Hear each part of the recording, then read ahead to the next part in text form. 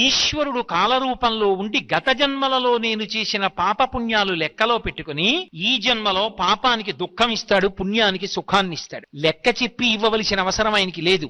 చాటు నుండి ఫలితాన్ని ఇస్తాడు. చెట్టు చాటు నుండి రాముడు వాలికి ఫలితాన్ని ఇచ్చినట్టు. ఆయన ఎదురుగుండా వచ్చి కోటేశ్వరరావు ఫలానా జన్మలో ఫలానా పేరుతో ఉన్నప్పుడు ఒక కుక్కని కొట్టావాయ్, అందుకని ఆ ఫలితాన్ని ఇవాళ నీకు ఇస్తున్నానోయ్, 11 గంటలకి నీ మోకాలు మీద కూడా దెబ్బ తగులుతుందోయ్, మోకాలు మీద నిప్పి 3 రోజులు ఉంటుందోయ్, అప్పుడు కుక్కకు 3 రోజులు ఉందోయ్, ఇన్న నాకు చెప్పక్కర్లా, మోకాల్ని పెట్టేట్టు చేస్తాడంతే. అది ఈశ్వరుడు అంతే. ఆయన శాసకుడు, ఒకడికి చెప్పవలసిన అవసరం ఆయనకు ఉండదు. కానీ కర్మ ఫలితం మాత్రం నడిచి వెళ్ళిపోతూ ఉంటుంది. ఇందులో మీరు ఒక్క విషయాన్ని జ్ఞాపకం పెట్టుకోవాలి. నేను ఒక కుక్కని కొట్టాను అనుకోండి, అది మళ్ళీ ఆ దెబ్బ రూపంలో నన్ను బాధిస్తుంది. ఎప్పుడు నేను ఈ జన్మలో భక్తిగా ఉన్నాను అనుకోండి, ఈశ్వరా ఎప్పుడో తప్పు చేసి ఉంటాను, లేకపోతే ఎందుకు మనుష్య జన్మ వస్తుంది? మనుష్య జన్మ అంటే పాప ఫలితం పుణ్య ఫలితం రెండూ అనుభవించాలి. కానీ తండ్రి బాధ పెట్టకు, బాధ పెట్టావనుకో నీ పాదముల యందు అనురక్తి తగ్గిపోయి ఆ బాధ గురించి ఆలోచిస్తాను. వద్దు, నా పాపములు క్షమించన్నాను అనుకోండి, అలా కుదరదు. చేశావు కాబట్టి ఫలితం అనుభవించాలంటే ఇప్పుడు నీ చేసిన కర్మ గొప్పదవుతుంది. ఈశ్వరుడు గొప్పవాడు కాడు.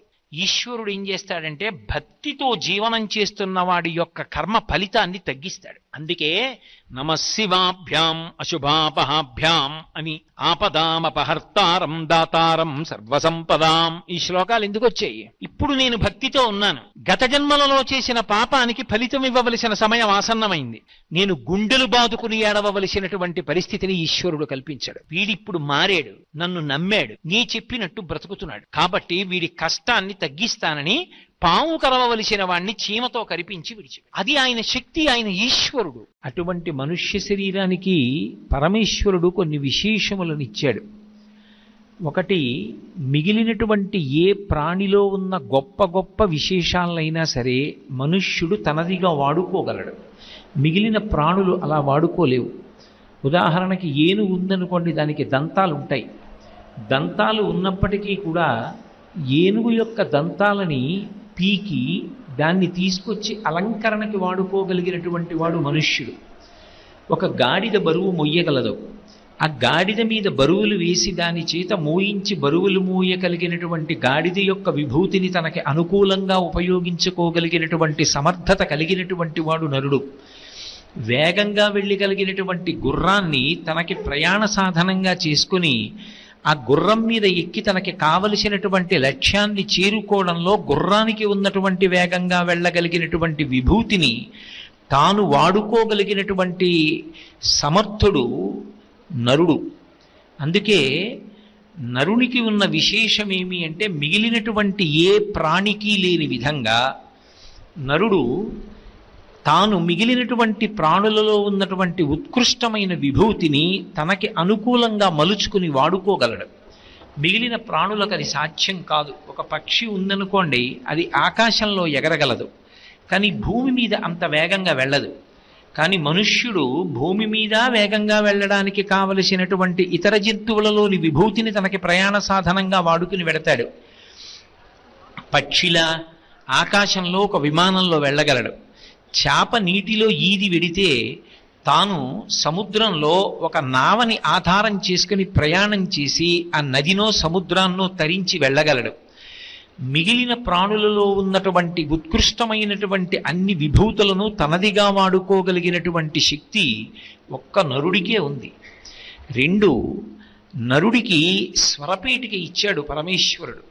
ఆ కారణం చేత భగవన్నామాన్ని చెప్పగలడు. మిగిలినటువంటి ప్రాణులు భగవన్నామం పలకలేవు. కలియుగంలో భగవంతుని యొక్క నామాన్ని పలికినంత మాత్రం చేత పాపరాశి ధ్వంసం అవుతుంది. కానీ మిగిలినటువంటి ప్రాణులు భగవన్నామాన్ని ఉచ్చరిద్దామన్నా అలా ఉచ్చరించడానికి యోగ్యమైనటువంటి శరీరం వాటికి లేదు. స్వరపేటిక లేని కారణం చేత అవి భగవన్నామాన్ని పలకలేవు. కానీ మనుష్యుడు అలా కాదు, భగవన్నామాన్ని ఉచ్చరించగలడు. భగవన్నామం పలికి తన పాపరాశిని ధ్వంసం చేసుకోగలడు. ఇవన్నీ ఒకెత్తు. ఒక్క మనుష్యునికే పరమేశ్వరుడిచ్చినటువంటి అద్భుతమైన కానుకలు కొన్ని ఉన్నాయి. అందులో మొట్టమొదటి కానుక శాస్త్రము, రెండవది గురువు. ఈ రెండిటినీ పొంది తరించగలిగినటువంటిది మనుష్య జన్మ ఒక్కటే. ఒక కుక్క ఉందనుకోండి, దానికి శాస్త్రము అన్న మాట అన్వయం అవదు. కుక్క శాస్త్రం చదువుకుందా చదువుకోలేదా ఎవరు అడగరు. మిగిలిన ఏ ప్రాణైనా సరే ఏ శాస్త్రం చదువుకుంది అని ఎవరు అడగరు. కానీ ఒక్క మనుష్యుడు మాత్రం శాస్త్రం చదువుకుంటాడు. శాస్త్రము అన్న మాటకు అర్థం శాసనాత్ శంసనాత్ ఇది శాస్త్ర. ఏది రాజశాసనంలా శాసించి చెప్తుందో దానిని శాస్త్రము అని పిలుస్తారు. వేదమే శాస్త్రము. అందుకే వేదం మాట్లాడేటప్పుడు ఏదో అనునయించి మాట్లాడదు, రాజు శాసనం చేసినట్లు శాసించి మాట్లాడుతుంది. ఆ వేదము ప్రమాణమై ఉంటుంది. ఆ శాస్త్రమునందు మనుష్యుడు ఎలా ప్రవర్తించాలని చెప్పబడిందో ఆ విధానాన్ని పట్టుకుని అలా ప్రవర్తించిన వాడెవరుంటాడో వాడు గత జన్మలలో చేసుకున్నటువంటి పాపరాశిని ధ్వంసం చేసుకుంటాడు. అంటే ఆ పాపము దుఃఖముగా వచ్చినప్పుడు దానికి వశమైపోకుండా ఆ దుఃఖాన్ని తట్టుకోగలిగిన శక్తిని పొందుతాడు. మళ్ళీ అటువంటి దుఃఖం రాకుండా ఉండాలంటే పాపకర్మ చెయ్యకుండా ఉండాలి. శాస్త్రమునందు విశ్వాసము కలిగిన నాడు మళ్ళీ పాపకర్మ చెయ్యడు. విహిత కర్మాచరణం పుణ్యకర్మ చేస్తాడు. ఇది మిగిలిన ప్రాణులకు అన్వయం అవ్వదు. అవి శాస్త్రం చదువుకున్నాయా, పుణ్యకర్మ చేశాయా, పాపకర్మ చేశాయా, ఈ మాటలు వాటికి అన్వయం అవ్వవు. అలాగే గురువు అనేటటువంటి మాట అన్వయం అయ్యేది ఒక్క మనుష్యునికే అన్వయం అవుతుంది. గురువు అంటేనే అజ్ఞానమును పోగొట్టి వెలుతురులోకి నడిపించగలిగినటువంటి ప్రజ్ఞాశాలి. శ్రీకృష్ణ భగవానుడు భాగవతంలో సాందీపని మహర్షి గురించి చెప్తూ తన గురువు గురించి తిమిరి అజ్ఞాన తిమిర ప్రదీపమగుచు అవ్యయంబగు బ్రహ్మంబుననుభవించి భరిత సత్వుండు సత్కర్మ నిరతుడతుల భూసుర శ్రేష్ఠుడలగుండు బుధనుతుండు అంటాడు. గురువు అంటే ఎవరు అంటే అజ్ఞానము అనేటటువంటి చీకటికి దీపం లాంటివాడు.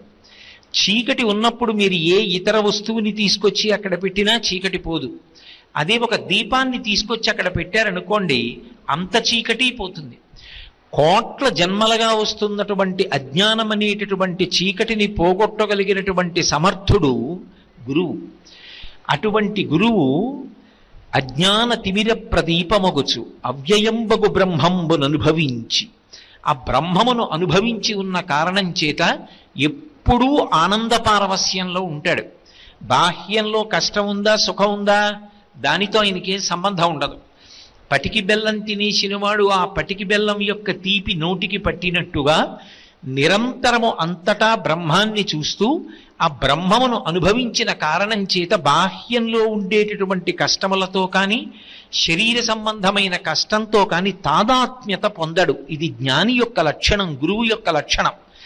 గురువు గారికి శరీర బాధ లేదా అంటే ఉంటుంది. భగవాన్ రమణులకు సర్కోమా వ్యాధి వచ్చింది. సర్కోమా వ్యాధి వచ్చినప్పుడు గురువు గారికి నిప్పెట్లేదా అంటే రమణ మహర్షికి నిప్పుండదా అంటే రమణ మహర్షి శరీరానికి నిప్పుంటుంది, కానీ శరీరానికి అతీతమైన స్థితిలో శరీరానికి సాక్షిగా ఆయన నిలబడతారు. ఆ నిప్పితో తాదాత్మ్యత చెందరు. బ్రహ్మముతో నిరంతరము అనుసంధానమవుతూ ఉంటారు. రామకృష్ణ పరమహంసకి కంఠంలో రాచపుండు పుట్టింది, అయినా నిరంతరము భగవంతుడితో అనుసంధానమవుతూ శరీరమునకు కలిగినటువంటి క్లేశం గురించి తాదాత్మ్యత లేకుండా సాక్షి మాత్రంగా విడిచిపెట్టగలిగారు. అందుకే యోగరతో వా భోగరతో వా సంగరతో వా సంగవిహీన యస్య బ్రహ్మణి రమతే చిత్తం నందతి నందతి నందత్యైవా అంటారు. కష్టముందా, సుఖముందా, దానితో సంబంధం ఉండదు. ఎప్పుడూ బ్రహ్మమును గురించి ఆలోచిస్తున్నటువంటి కారణము చేత, బ్రహ్మమును అనుభవిస్తున్న కారణం చేత బ్రహ్మవిద్ బ్రహ్మైవ భవతి అన్నట్టుగా బ్రహ్మమును అనుభవించి తాను బ్రహ్మమై నిరంతరము ఆనంద స్వరూపమై ఆనంద ఘనమై ఉంటాడు గురువు. అటువంటి గురువు సాక్షాత్ ఆ పరమేశ్వరుని యొక్క అవతారం. భగవంతుడే ఈ లోకంలో గురువు రూపంలో తిరుగుతూ ఉంటాడు. అందుకే యజుర్వేదంలో శ్రీరుద్రంలో అష్టమానువాకంలో ఒక మాట చెప్తారు, నమ శంకరాయ చ మయస్కరాయ చ నమ శివాయ చ శివతరాయ చ అంటారు. శంకరాయ చ, శంకరోతి ఇది శంకర. శంకరుడి రూపంలో అంటే ఎప్పుడూ శుభాలనిచ్చేటటువంటి వాడి రూపంలో ఈ లోకంలో తిరిగేవాడు తండ్రి. తండ్రి రూపంలో శంకరుడు తిరుగుతూ ఉంటాడు. తిరిగి బిడ్డల యొక్క అభ్యున్నతి కొరకు తాపత్రయపడ్డం వినా, పిల్లలు కష్టపడినా సరే నేను సుఖపడాలి అని చెప్పి ఏ తండ్రి కోరుకోడు. తాను కష్టపడి అయినా సరే పిల్లలు సుఖపడాలని కోరుకుంటాడు. అందుకే నమ శంకరాయచ మయస్కరాయచ, అజ్ఞానమును పోగొట్టి జ్ఞానమివ్వగలిగినటువంటి వాడి రూపంలో గురువు ఈ లోకంలో శివుని యొక్క స్వరూపంగా తిరుగుతూ ఉంటాడు. అటువంటి గురువు శాస్త్రాన్ని తాను కష్టపడి చదువుకుని అర్థం చేసుకుని పరమ విశ్వాసంతో దాన్ని తన అనుష్ఠాన పర్యంతంలోకి తెచ్చుకుని, అనుష్ఠాన పర్యంతంలోకి తెచ్చుకున్నటువంటి ఆ వేదాంతము వలన తాను పొందుతున్నటువంటి ఆనందము తనకొక్కడికి మాత్రమే సుప్తని ఆలోచించకుండా, యథార్థమునకు మౌనమైనటువంటి తన రూపమునకు వాక్కు భంగమైనప్పటికీ తాను మాట్లాడితే తాను పొందుతున్న శాంతికి అది ప్రతిబంధకమని తెలిసున్నప్పటికీ, మౌనంగా ఉండడంలో తాను అపరిమితమైన ఆనందాన్ని అనుభవించగలను అని నిశ్చయమైనటువంటి బుద్ధి కలిగి ఉన్నప్పటికీ, నేను పొందినటువంటి ఆనందాన్ని ఇతరులు పొందడానికి నేను వైదికమైన మార్గాన్ని చూపించకపోతే వాళ్ళు ఎలా తరిస్తారనేటటువంటి ఉదార బుద్ధితో, పరమ కారుణ్యంతో తాను నోరు విప్పి మాట్లాడి లోకాన్ని అనుగ్రహిస్తాడు. అటువంటి గురువు, శాస్త్రము ఈ రెండు ఎవరి కొరకు ఉద్దేశింపబడ్డాయి అంటే కేవలము మనుష్యుని కొరకు ఉద్దేశింపబడ్డాయి. శాస్త్రము, గురువు నిరంతరము దేన్ని చెప్తారు అంటే ఒక్క ధర్మం గురించే మాట్లాడతారు. అందుకే మీరు జాగ్రత్తగా గమనిస్తే సనాతన ధర్మంలో ఉండేటటువంటి వాంగ్మయాన్నంతటినీ పట్టుకుని మీరు పిండేస్తే అందులోంచి పడేటటువంటి అక్షరాలు ధర్మం అంతే. ఈ ధర్మము అనేటటువంటి దాన్ని లోకంలో పాదుకొల్పడానికి, అందరికీ దాని యందు విశ్వాసము కలగడానికి, ధర్మాచరణము చేత ప్రతి వ్యక్తి తరించడానికి కావలసినటువంటి సదుపాయాన్ని కల్పించడం కోసమే ఇంత వాంగ్మయం వచ్చింది. ఇన్ని పురాణాలను వ్యాస భగవానుడు ఎందుకు ఇచ్చాడు అంటే ఆయన లోకాన్ని ధర్మంలో నడిపించడం కోసం ఇచ్చాడు. వ్యాసో నారాయణ స్వయం, సాక్షాత్ నారాయణుడే ప్రతి యుగంలో వ్యాసుడిగా వస్తాడు. కలియుగంలో ఉండేటటువంటి ప్రజల యొక్క ఆయుర్దాయాన్ని దృష్టిలో పెట్టుకొని 4 వేదములను చదవగలిగినంత ఆయుర్దాయాన్ని మనుష్యులు పొంది ఉండరు అన్న విశేషం చేత వేదాన్ని 4గా విభాగం చేశాడు. అక్కడతో ఊరుకోలేదు, 18 పురాణములను ఇచ్చాడు. పురాణములను ఎందుకు ఇవ్వాలి మళ్ళీ ఆయన అంటే సర్గశ్చ అనుసర్గశ్చ వంశో మన్వంతరాణిచ వంశానుచరితం చైవా పురాణం పంచలక్షణం అని పురాణము 5 లక్షణములతో ఉంటుంది. మీరు ఎప్పుడూ ఒక విషయాన్ని బాగా జ్ఞాపకం పెట్టుకోవాలి. పురాణము చరిత్ర కాదు, పురాణము ఇతిహాసము. ఆ విశ్వాస బుద్ధితో ఎవడు పురాణాన్ని చదువుతాడో వాడికి ధర్మమునందు పూనిక కలుగుతుంది. కాదండి పురాణం అంటే చరిత్ర అనుకుంటే దాని వలన పూనిక కలగదు. చరిత్రకి పురాణానికి ఒక తేడా ఉంటుంది. శ్రీకృష్ణదేవరాయల వారు ఎక్కడ పుట్టారు, ఎవరికి జన్మించాడు, ఎలా రాజయ్యారు, ఎంతకాలం పరిపాలన చేశారు, ఆయన పరిపాలన ఎందుకు స్వర్ణయుగము అని కీర్తింపబడింది, రాయలవారు ఎప్పుడు శరీరాన్ని విడిచిపెట్టేశారు, ఇది మాత్రమే చెప్తే చరిత్ర కాదు. అసలు రాయలవారు అంత కీర్తి గణించడానికి కావలసినటువంటి రీతిలో అంత గొప్ప తేజస్సు కలిగినటువంటి మహారాజుగా శరీరంలోకి వచ్చి అంత కీర్తి పొందడానికి గత జన్మలో ఏ పుణ్యం చేశాడు, ఆ జీవుడు ఏ శరీరంలో ఉన్నాడు, ఏం చేశాడు, రాయలవారిగా ఉండి ఏం చేశాడు, రాయలవారుగా శరీరం విడిచిపెట్టేసిన తరువాత మళ్ళీ ఉత్తర జన్మలలో ఏమయ్యాడు ఆ జీవుడు, ఏ శరీరంలోకి వెళ్ళాడు, దీన్ని చెప్తే పురాణము అంటారు. అందుకే వంశానుచరితం చైవ పురాణం పంచలక్షణం. ఆ చెప్పేటప్పుడు మిత్రుడు ఎలా మాట్లాడతాడో అలా మాట్లాడుతుంది. మాట్లాడి ఇదిగో ఫలానా వ్యక్తి ధర్మాన్ని విడిచిపెట్టాడు, బ్రతికున్నంత కాలం చాలా సుఖంగా ఉన్నాననుకున్నాడు, కానీ శరీరం విడిచిపెట్టేసిన తరువాత ఇదిగో ఇలా పతనమైపోయాడు ఆ జీవుడు, ఇన్ని కష్టాలు పడ్డాడు. ఎంతకాలం సుఖపడతావు, మహా అయితే 70 ఏళ్ళు 80 ఏళ్ళు, తర్వాత 1,000,000 సంవత్సరములు దుఃఖపడతావు. శరీరం కానీ మనుష్య శరీరం కాకపోతే స్వచ్ఛందంగా తనంత తానుగా ప్రాణం పోయే వరకు శరీరంలో ఉండడానికి కూడా చాలా ప్రాణులు అనుమతింపబడవు. ఉచ్చు వేసి బాణముల చేత, ఈటెల చేత, కత్తుల చేత, రోకళ్ల చేత, పిడిగుద్దుల చేత గుచ్చబడి, కొట్టబడి, మర్దింపబడి శరీరాన్ని విడిచిపెట్టేస్తాయి.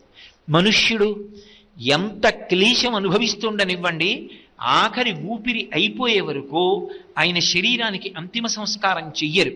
మనుష్యుడు అంటే కర్మాచరణ చెయ్యగలడు, శాస్త్రాధ్యయనం చెయ్యగలడు, గురువు యొక్క పాదములను పట్టుకోగలడు, స్వరపేటిక ఉంది కాబట్టి భగవన్నామం చెప్పగలడు. మిగిలిన ప్రాణులకు ఆ అధికారం లేదు. ఏ తప్పు చేసి అంత కిందకి వెళ్ళిపోయాడు? ఏది మనం దిద్దుకోవాలి? వేదంలో చెప్పిన విషయాన్ని మనకి అర్థమయ్యేటట్టుగా ఏదో కల్పించి చెప్పినటువంటి కథ కాకుండా యథార్థముగా జరిగినటువంటి విశేషాన్ని తీసుకొచ్చి మహాత్ములైనటువంటి ఋషులు మనకు అందిస్తారు. అలా అందించిన వారిలో వ్యాసుడు అగ్రగణ్యుడు. 18 పురాణములనిచ్చి, అయ్యో నేను 18 పురాణములను మాత్రమే ఇచ్చాను, వేదములను మాత్రమే విభాగం చేశానని నైరాశ్యం పొంది భాగవతాన్ని అందించి, భాగవతంతో కేవలంగా తృప్తి పొందకుండా మళ్ళీ పురుషార్థములను ఎలా జీవుడు సమన్వయం చేసుకోవాలో నరుడికి నేర్పడం కోసమని మహాభారతాన్నిచ్చి, మహాభారతంలో అంతర్భాగంగా భగవద్గీతనిచ్చి, బ్రహ్మసూత్రములనిచ్చి, మన జీవితానికి వెలుతురు ఇచ్చినటువంటి మహానుభావుడు వ్యాసుడు. అందుకే వ్యాసుడికి ప్రథమ నమస్కారం చేస్తారు. ఋషికి తర్పణ చేసినా కూడా వ్యాస భగవానుణ్ణి స్మరించి వ్యాసాదిగా కలిగినటువంటి ఋషులు అంటారు. ఎందుచేత అంటే ఆ వ్యాసుడు నరజాతికి అంత చేశాడు. అందుకే ఆ వ్యాసుడికి మనుష్య జాతి రుణపడింది. వ్యాసుడెవరో కాదు, నారాయణుడే ప్రతి యుగంలో వ్యాసుడిగా అవతార స్వీకారం చేస్తూ ఉంటాడు. అటువంటి వ్యాసుడు ఇతిహాసములుగా పురాణములనిచ్చాడు. పురాణము అంటే చరిత్ర కాదు అని ఇందాక మనవి చేశా. ఇతిహాసము అన్న మాటకు అర్థం ఏమిటంటే ఇందులో ఒక్క అక్షరము కూడా కల్పింపబడలేదు. ఇందులో ఎలా చెప్పబడిందో అందులో చెప్పబడిన విషయము యథార్థముగా అట్లే జరిగినది. ఇతిహాసం, ఇది ఇట్లే జరిగినది అన్న ప్రమాణం ఉంటే దాన్ని ఇతిహాసం అంటారు.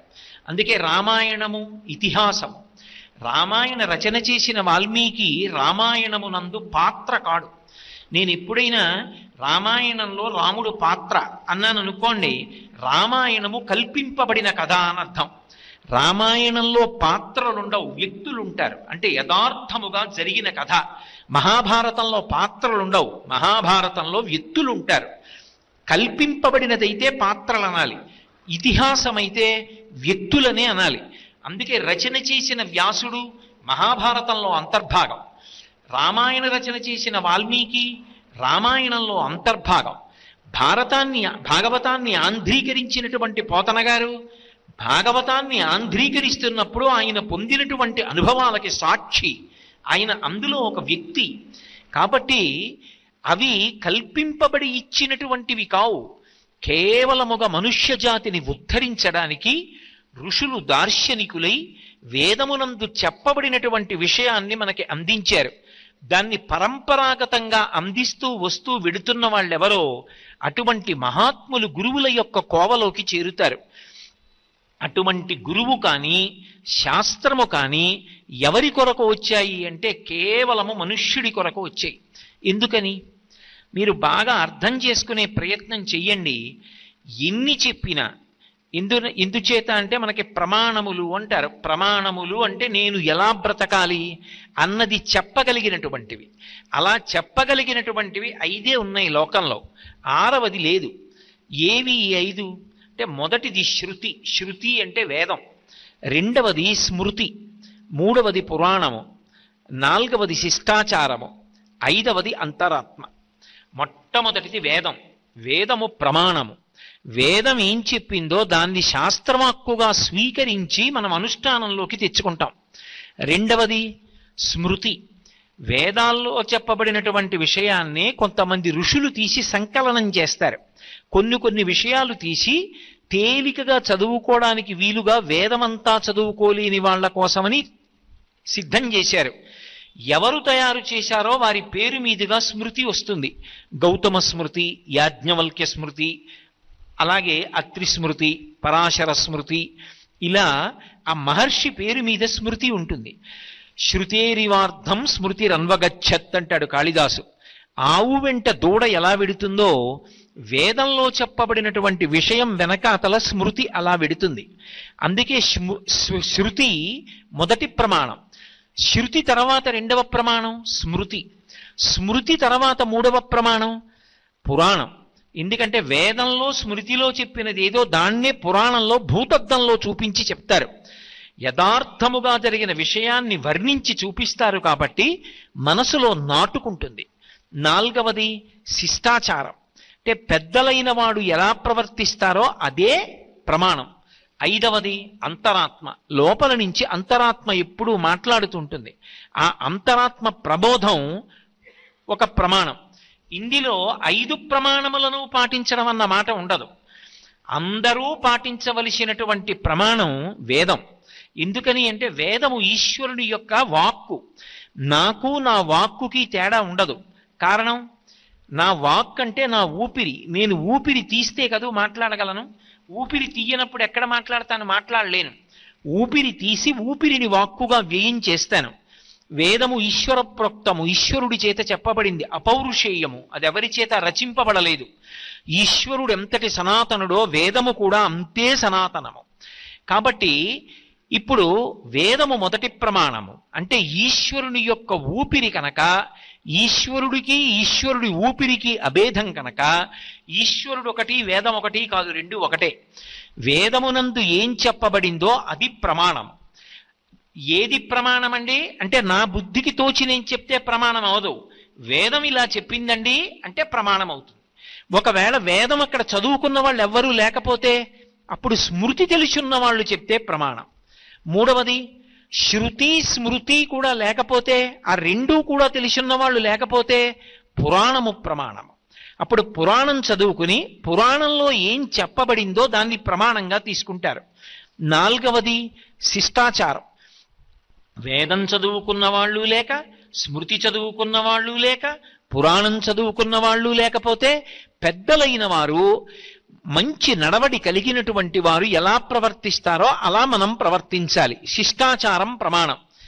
అసలు ఆ శిష్టాచారం అంటే మంచి ఆచరణ కలిగినటువంటి పెద్దలు కూడా సమాజంలో లేకపోతే అప్పుడు అంతరాత్మ ప్రబోధం.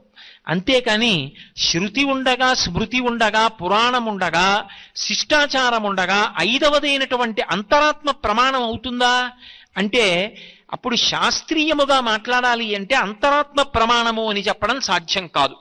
అందుకే మొదటి ప్రమాణం ఏది అంటే శృతి. ఈ శృతి కాని, స్మృతులు కాని, పురాణములు కాని, శిష్టాచారం కాని, అంతరాత్మ కాని దేని కొరకు వచ్చాయి అంటే కేవలముగా ధర్మాన్ని చెప్పడానికి వచ్చాయి. ధర్మం అంటే ఏది మనం చెయ్యాలి, ఏది చెయ్యకూడదు, ఒకవేళ చేస్తే ఎలా చెయ్యాలి, ఎలా చెయ్యకుండా ఉండాలి, ఇది చెప్పినదేదో అది ధర్మం. అందుకే భగవద్గీతలో గీతాచార్యుడు తస్మాత్ శాస్త్రం ప్రమాణంతే కార్యాకార్య వ్యవస్థితవు అంటాడు. ఒక వ్యక్తి ఒక పని చెయ్యాలి అంటే ఆ పని చెయ్యవచ్చు అని ఎవరు చెప్పాలి? నాబోటిగాడు చెప్తే సరిపోదు, వేదము చెప్పి ఉండాలి. ఇది ఇలా ఉండాలి అంటే ప్రమాణం ఏది? వేదం ప్రమాణం. వేదం చెప్పింది కాబట్టి ఇలా జరగాలి. అందుకే రాముడు రామాయణంలో ఎప్పుడు మాట్లాడినా ఇది నే చెప్తున్నాను అనడు, వేదము చెప్పింది కాబట్టి ప్రమాణం అంటాడు. కాబట్టి వేదము ధర్మం కోసం వచ్చింది, స్మృతి ధర్మం చెప్పడానికి వచ్చింది. ఈ ధర్మం అన్న మాట మిగిలిన ప్రాణులకు ఉంటుందా? మిగిలిన ప్రాణులకు ధర్మం అన్న మాట లేదు. వాటికి ఒకటే ధర్మం, పశుధర్మము అంటారు. పశుధర్మో నమే ప్రీతిం జనయత్యతి దారుణం అని దేవి భాగవతంలో వ్యాస భగవానుడు. పశుధర్మము అన్న మాటకు అర్థం ఏమిటంటే దానికి ఆకలేసింది అనుకోండి, అవతల ఉన్నటువంటి ప్రాణి ఏ స్థితిలో ఉంది అన్న దానితో దానికి సంబంధం ఉండదు. అవతల ఉన్నటువంటి లేడీ కాలు విరిగిపోయింది ఏదో కారణానికి, ఆ లేడీ నడవలేకపోతోంది. నడవలేనటువంటి లేడీని ఒక పులి చూసింది, దానికి ఆకలిగా ఉంది, అది విడిచిపెడుతుందా? దానికి దయ అన్న మాట ఏం ఉండదు. అంతవరకు ఎందుకు? ఆ లేడీ నిండు చూలాలనుకోండి, ఇంకా కొద్ది నిమిషాల్లో ప్రసవం అవుతుంది. పెద్ద పులి చూసిందనుకోండి, అది నిర్దాక్షిణ్యంగా లేడీని వెంట తరిమి చంపేస్తుంది. ఇప్పుడు పెద్ద పులికి పాపం వచ్చిందా అని నన్ను అడిగారు అనుకోండి, పెద్ద పులికి పాపం ఉండదు. ఎందుకంటే దానికి ధర్మం అన్న మాట లేదు. దానికి ఒకటే ధర్మం, పశుధర్మం. ఆకలేసింది తింటుంది, నిద్రొచ్చింది పడుకుంటుంది. దానికి మైథునం చెయ్యాలని కోరిక పుట్టింది, మైథున క్రియ నిర్వహిస్తుంది. దానికి ఏదో శరీరంలో బాధ కలిగింది, ఏడుస్తుంది. దాహం వేసింది, నీళ్లు తాగింది. జర అంటే వృద్ధాప్యం కలిగింది, బాధపడుతుంది. మరణమును పొందుతుంది, చిట్ట చివర ప్రాణం విడిచిపెడుతుంది. షడూర్ములు అంటారు. ఈ 6 విన ఇక వేరొక ధర్మం దానికి ఉండదు. కాబట్టే పశువులు అన్నీ ప్రవర్తించేటటువంటి ధర్మమునకు పశుధర్మమని పేరు. మనుష్యుడు అలా నాకు ఆకలేసిందండి, అటుగా ఒక బలహీనుడు చేతిలో లడ్డూలు పట్టుకుని వెడుతున్నాడు, వాడు నాకన్నా బలహీనుడు కాబట్టి, నేను బలమున్నవాణ్ణి కాబట్టి నేను వాడి మీద పడి వాడిని తన్ని వాడి చేతిలో ఉన్న లడ్లు నేను లాక్కుని తింటానంటే లోకము హర్షిస్తుందా?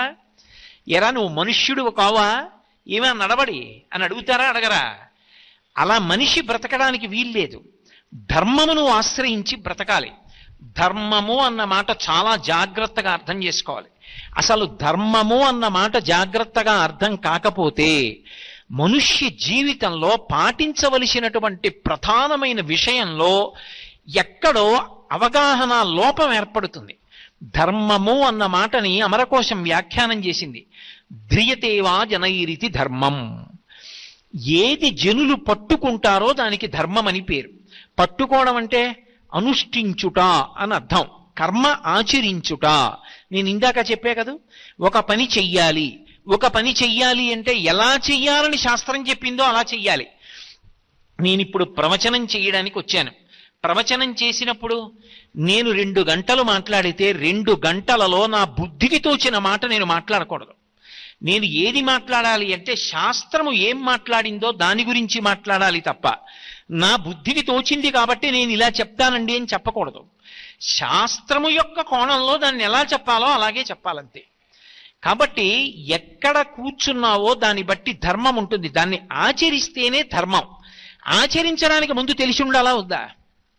తెలిసి ఉండాలి. వేదంలో కాని, స్మృతిలో కాని, పురాణంలో కాని, శిష్టాచారంలో కాని, అంతరాత్మ చేత కాని చెప్పబడినటువంటి ధర్మము ముందు తెలిసి ఉంటే తర్వాత ఆచరించడం. అసలు ధర్మమే తెలియదు అనుకోండి, ఇక ఆచరించడం అన్నమాట ఎక్కడ వస్తుంది? అందుకే శంకర భగవత్పాదులు అవతార పరిసమాప్తి చేస్తూ వేదో నిత్యమధీయతాం తదుదితం కర్మస్వనుష్ఠీయతాం అంటారు. వేదాన్ని ప్రతినిత్యం చదవండి, వేదం ఎలా చెప్పిందో అలా కర్మాచరణం చెయ్యండి అంటారు. అటువంటి ధర్మమును ఆచరించడానికి మనకి శాస్త్రమునందు చెప్పబడినటువంటి విషయము తెలిసి ఉండాలి. ఇందులో మీరు ఒకటి గమనించాలి. ఈ ధర్మమునకున్న లక్షణం ఏమి అంటే, మనుష్యుడు పాటించవలసినటువంటి ధర్మం అన్ని వేళలా ఒక్కలా ఉండదు. ధర్మము 1 దేశాన్ని బట్టి మారిపోతుంది, 2 కాలమును బట్టి మారిపోతుంది, 3 ఆశ్రమాన్ని బట్టి మారిపోతుంది, 4 వర్ణమును బట్టి మారిపోతుంది. ఈ 4టిని దృష్టిలో పెట్టుకొని ధర్మము నిరంతరము మారిపోతుంటుంది. దేశము అంటే నేను ఉన్నటువంటి చోటు. ఉదాహరణకి ఇప్పుడు నేను ఈ సభలో ప్రవచనం చేస్తున్నాను. ఈ సభలో ప్రవచనం చేసేటప్పుడు 2 విశేషాలు నేను దృష్టిలో పెట్టుకోవాలి. 1, శాస్త్రం ఏం చెప్పిందో దాన్ని చెప్పాలి. 2, శాస్త్రం ఏం చెప్పిందో అది చెప్పేటప్పుడు ధైర్యంగా చెప్పాలి. ధైర్యము అన్న మాటకు అర్థం నిర్భయత్వము అని కాదు. అందుకే హనుమ ఉపాసనయందు బుద్ధిర్బలం యశోధైర్యం నిర్భయత్వమరోగత అని ఉంటుంది. నిర్భయత్వం, ధైర్యం 2 మాటలు ఏమిటి? భయం లేకపోవడం ధైర్యమేగా. మరి హనుమని ఉపాసన చేస్తే బుద్ధిర్ యశో బలం ధైర్యం నిర్భయత్వం అని ఎందుకన్నారు? మరి ధైర్యము నిర్భయత్వము 2 మాటలు ఎలా అన్వయం అవుతాయి? భయము లేకపోవడం బాహ్యమునందు ధైర్యం. ధైర్యము 2వ మాట ఎందుకు వాడారంటే నిశ్చయాత్మకమైనటువంటి బుద్ధి. నేను నమ్మినటువంటిది ప్రమాణము. నేను ఆషామాషిగా నమ్మలేదు. నాకు ముందు ఎందరో పెద్దలు దాన్ని నమ్మారు, అనుష్ఠించారు. అది ప్రమాణము. కాబట్టి నాకు కూడా దాని మీద విశ్వాసం ఉన్నది. విశ్వాసం ఉన్నది కాబట్టి నేను దాన్ని మాట్లాడుతున్నాను. అలా ధైర్యముతో శాస్త్రాన్ని మాత్రమే నేను మాట్లాడాలి. ప్రవచనం నేను ఈ వేదిక దిగి ఇంటికి వెళ్ళిపోయాను అనుకోండి, ఇంటికి వెళ్ళిపోయిన తర్వాత నా భార్యతో మాట్లాడేటప్పుడు నేను ఏవైనా హాస్యస్ఫోరకమైనటువంటి మాటలు మాట్లాడచ్చు. ఇప్పుడున్న ధర్మం ఈ దేశంలో, ఇక్కడ దేశం అంటే ఈ వేదిక మీద నాకున్న ధర్మం కిందకి వెళ్ళిపోయిన తర్వాత మారిపోతుంది. ఒక చోట ఉన్న ధర్మం ఇంకొక చోట ఉండదు. నేను నా తండ్రి ముందు నించునున్నాను అనుకోండి, నాది పుత్రధర్మం. నేను కొడుకుగా ప్రవర్తించాలి. కొడుకుగా ప్రవర్తించడం అంటే నాన్నగారి ఎంత తెలుసని కాదు, ఆయన తండ్రి కాబట్టి గౌరవించాలి. నాన్నగారి యొక్క ప్రవర్తనని బట్టి నేను గౌరవించడం కాదు, ధర్మం ఎప్పుడూ నా వైపు నుంచి వెడుతుంది. ఈ మాట మీరు చాలా చాలా చాలా చాలా జాగ్రత్తగా గుర్తుపెట్టుకోవాలి. ధర్మము ఎన్నడూ అవతల వారి వలన యువతల వారిది మారదు. మా నాన్నగారు నన్ను ప్రేమించారండి, మా తమ్ముణ్ణి ప్రేమిస్తారు, అయినా నీ గౌరవించాలా? ఆ మాట రాదు. ఆయన నీకు తండ్రి, నువ్వు పుత్రుడివి, నీ ధర్మం ఆయన్ని గౌరవించడం అంతే. మా నాన్నగారండి అని నాన్నగారికి వంక పెట్టి అందుకని నేను గౌరవించనన్న మాట లేదు. ఆయన తండ్రి కాబట్టి నువ్వు గౌరవించాలంతే. మీ తండ్రి మీద తీర్పు చెప్పే అధికారం కొడుక్కి లేదు. కాబట్టి పుత్రుడిగా పుత్రధర్మం, నా భార్య ముందు నించుంటే భర్తృధర్మం, అదే నా కొడుకు ముందు నించుంటే పితృధర్మం. నేను తండ్రిగా వాడికి బోధించడం కాదు, వాడు నా నడవడిని చూసి ఓ ఇలా ఉండకపోతే నాన్నగారు అంగీకరించరు అన్నది వాడికి వ్యవస్థీకృతం కావాలి బుద్ధి ఎందు. ఎట్టి పరిస్థితులలో నాన్నగారు సంధ్యావందనాన్ని విడిచిపెట్టరు. ఏ కారణానికి ఆయన సంధ్యావందనం చేయకుండా ఉండడాన్ని ఇష్టపడరు. సంధ్యావందనం ఆయనకి ప్రాణం. ఇది నా కొడుకు అర్థమైందనుకోండి, నా నడవడి చూసి నేను నా నోటితో ఒరే సంధ్యావందనం చెయ్యి అని చెప్పక్కర్లేదు. మీరు నన్ను ప్రశ్న వేయచ్చు, ఏమండి మీరు చేసి మీ అబ్బాయి చేయకపోతే? కర్తవ్యంగా నా ధర్మం చెప్పడం. ఒరే నువ్వు చెయ్యాలరా సంధ్యావందనం, వాడు చేయకపోతే నీ బెంగపెట్టి గుడ్డలు బాదుకోకూడదు, చెప్పడమే. ఎన్ని మాటలు చెప్తావు? ఎన్ని మాటలైనా చెప్పుకుంటూ వెళ్ళిపోవడమే నీ ధర్మం. ఎందుకంటే చెప్పిందే చెప్తారు ప్రవచనంలో. అలా చెప్పడానికే నేనున్నాను, నేను కాదు. నేను ఎందుకు చెప్పాలి అంటే ఆ తర్వాత ఏమండి మీలో ఎంతమంది పాటిస్తున్నారని అడగవలసిన అవసరం నాకు లేదు. మీరు పాటిస్తే మంచిదే, పాటించకపోతే కూర్చోండి చెప్తానని ఇంకో మాట చెప్పాలి. ఆ తర్వాత పాటించకపోతే ఇంకో మాట చెప్పాలి. మీరు ఎప్పటికీ పాటించకపోతే నేను బతికున్నంత కాలం చెప్పాలి. అంతే ధర్మం. మీరు చెయ్యలేదని నేను బాధపడకూడదు, మీరు చేశారని నేను పొంగిపోకూడదు. నా కర్తవ్యం నా వైపు నుంచి ఉంటుంది, ధర్మము నా వైపు నుండి ఉంటుంది. పితృధర్మము నా కొడుకు ముందు నిలబడినప్పుడు నేను తండ్రిగా ధర్మాన్ని నిర్వర్తించాలి. నేను రేపొద్దున నా కార్యాలయానికి వెడతాను. నేను నా కార్యాలయానికి వెళ్ళి ఉద్యోగిగా నా ధర్మాన్ని నేను నిర్వర్తించేటప్పుడు నా సాటి ఉద్యోగులందరినీ పిలిచి రండి మీకు రామాయణం చెప్తాననకూడదు, నా పని చేసుకోవాలి. నా అధికారి కనపడితే నేను సభలోకి వెడుతుంటే కొన్ని వేల మంది లేచి నిలబడి నమస్కారం చేస్తారు, నేనెవరికీ నమస్కారం పెట్టననకూడదు. నా అధికారి కనపడగానే నేను లేచి నిలబడి నమస్కారం చెయ్యాలి, అది ధర్మం. ఒకటి బాగా తెలుసుకోండి, ఎవడు ధర్మాన్ని పట్టుకుంటాడో వాడు ప్రశాంతంగా ఉంటాడు. ధర్మాన్ని విడిచిపెట్టిన ఉత్తర క్షణంలో ఎవడు బాధపడిపోతాడంటే చిత్తక్షోభకి గురి ఎవరైపోతారు అంటే విడిచిపెట్టిన వాడు గురైపోతాడు. నేను మీకు ఒక ఉదాహరణ చెప్తాను, మీకు బాగా పట్టుకోవడానికి. మీ మీద పెట్టడం నాకు ఇష్టం ఉండదు.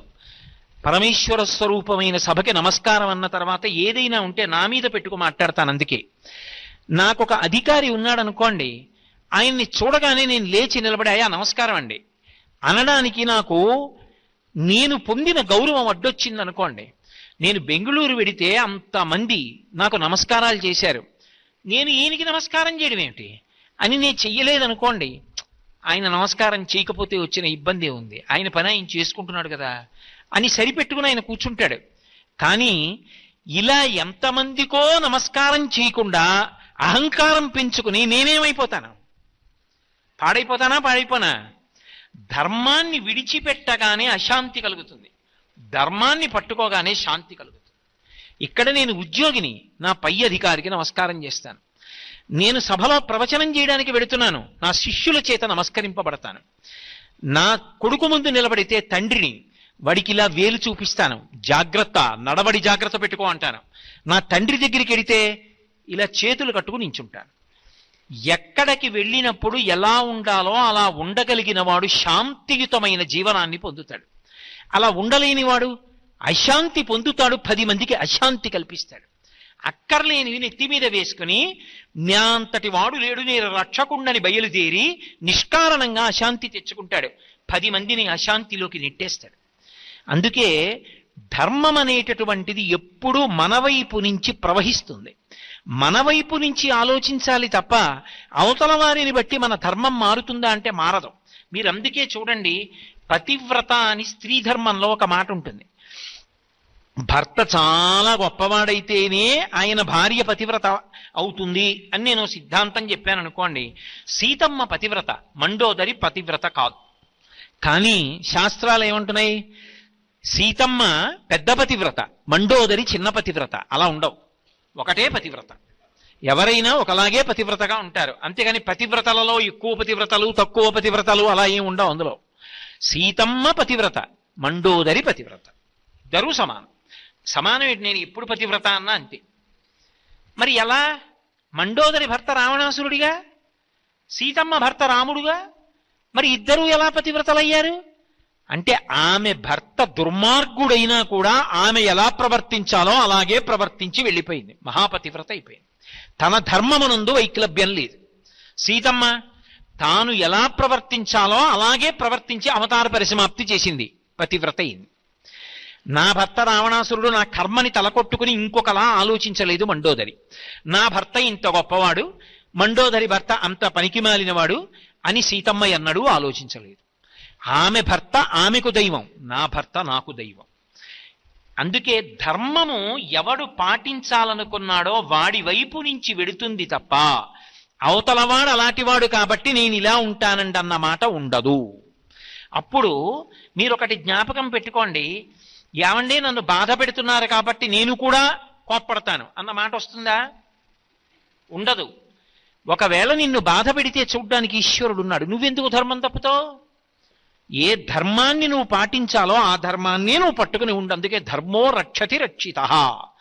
ఎవడు ధర్మాన్ని పట్టుకున్నాడో వాడి ధర్మం రక్షిస్తుంది, వాడి జోలికి వెళ్ళలేరు. అందుకే ఆ ధర్మాన్ని పాటించడానికి దేశము ప్రధానమై ఉంటుంది. నువ్వు ఎక్కడున్నావన్న దాన్ని బట్టి ధర్మం ఉంటుంది. నువ్వు ఎక్కడున్నావో ఆలోచించకుండా ఎక్కడున్నావో అక్కడ అలా ఉండకుండా ప్రవర్తిస్తే అప్పుడు అది ధర్మము అనిపించుకోదు, చాలా అసహ్యంగా ఉంటుంది. ఒక సభ నడుస్తోంది అనుకోండి, ఒక సభ నడుస్తున్నప్పుడు మీరందరికన్నా ముందు వచ్చారనుకోండి, మీరు ముందొచ్చి ముందు కూర్చోవడం ధర్మం. సభ ప్రారంభం అయ్యాక మీరు వచ్చారనుకోండి, మీరు వెనకాతల కూర్చోవడం ధర్మం తప్ప మీరు అందరికన్నా ఆఖరణ వచ్చి అందరికన్నా ముందు నడిచి వచ్చి కూర్చోకూడదు, అది ధర్మ వ్యతిరేకం. అప్పుడు శ్రోతగా మీరు ధర్మం తప్పారు. మీరు శ్రోతగా ధర్మంలో ఎప్పుడు ఉంటారంటే మీరు ఎప్పుడు వచ్చారో అప్పుడు తగిన స్థానంలో మీరు కూర్చుంటే ధర్మాన్ని పాటించారు. నేను 6:30 సభా ప్రారంభం చేస్తానంటే 6:30కి రావాలి, రాకపోతే క్షమాపణ చెప్పాలి. అది ఏ కారణం అవనివ్వండి. అయ్యా నన్ను మన్నించండి, నా కోసం మీరు ఎదురు చూశారు, విలంబనమైంది, నేను మన్నింపబడిదనుగా కానీ క్షమాపణ అడగాలి. ఎక్కడ పాటించవలసిన ధర్మం అక్కడ పాటించాలి. ఇప్పుడు ధర్మము దేశము మీద ఆధారపడింది, ధర్మము కాలము మీద ఆధారపడుతుంది. ఒక కాలమునందున్న ధర్మం వేరొక కాలమునందు ఉండదు. మీరు గమనించండి, ధర్మములో ఏకాదశి నాడు ఉపవాసం చెయ్యాలి, ద్వాదశి నాడు ఉపవాసం ఉండదు. ఉపవాసాన్ని విరమణ చేయడం ధర్మం. ఏకాదశి నాడు అన్నం తినకుండా ఉండాలి, ద్వాదశి నాడు సూర్యోదయం అయ్యేటప్పటికి వెంటనే మీరు తినేస్తే మీరు మిక్కుట ధర్మాన్ని పాటించినట్టు. ఇప్పుడు ఒక కాలమునందున్న ధర్మం ఇంకొక కాలమునందుందా? ఉండదు. నేను ఏదో ప్రదోషవేళ అవుతోందనుకోండి, సంధ్యావందనం చెయ్యడం నా ధర్మం. ప్రదోషవేళ కాదనుకోండి, అది ఏదో అర్ధార్జన చెయ్యవలసిన సమయం అనుకోండి, అప్పుడు అర్ధార్జన చెయ్యడం నా ధర్మం.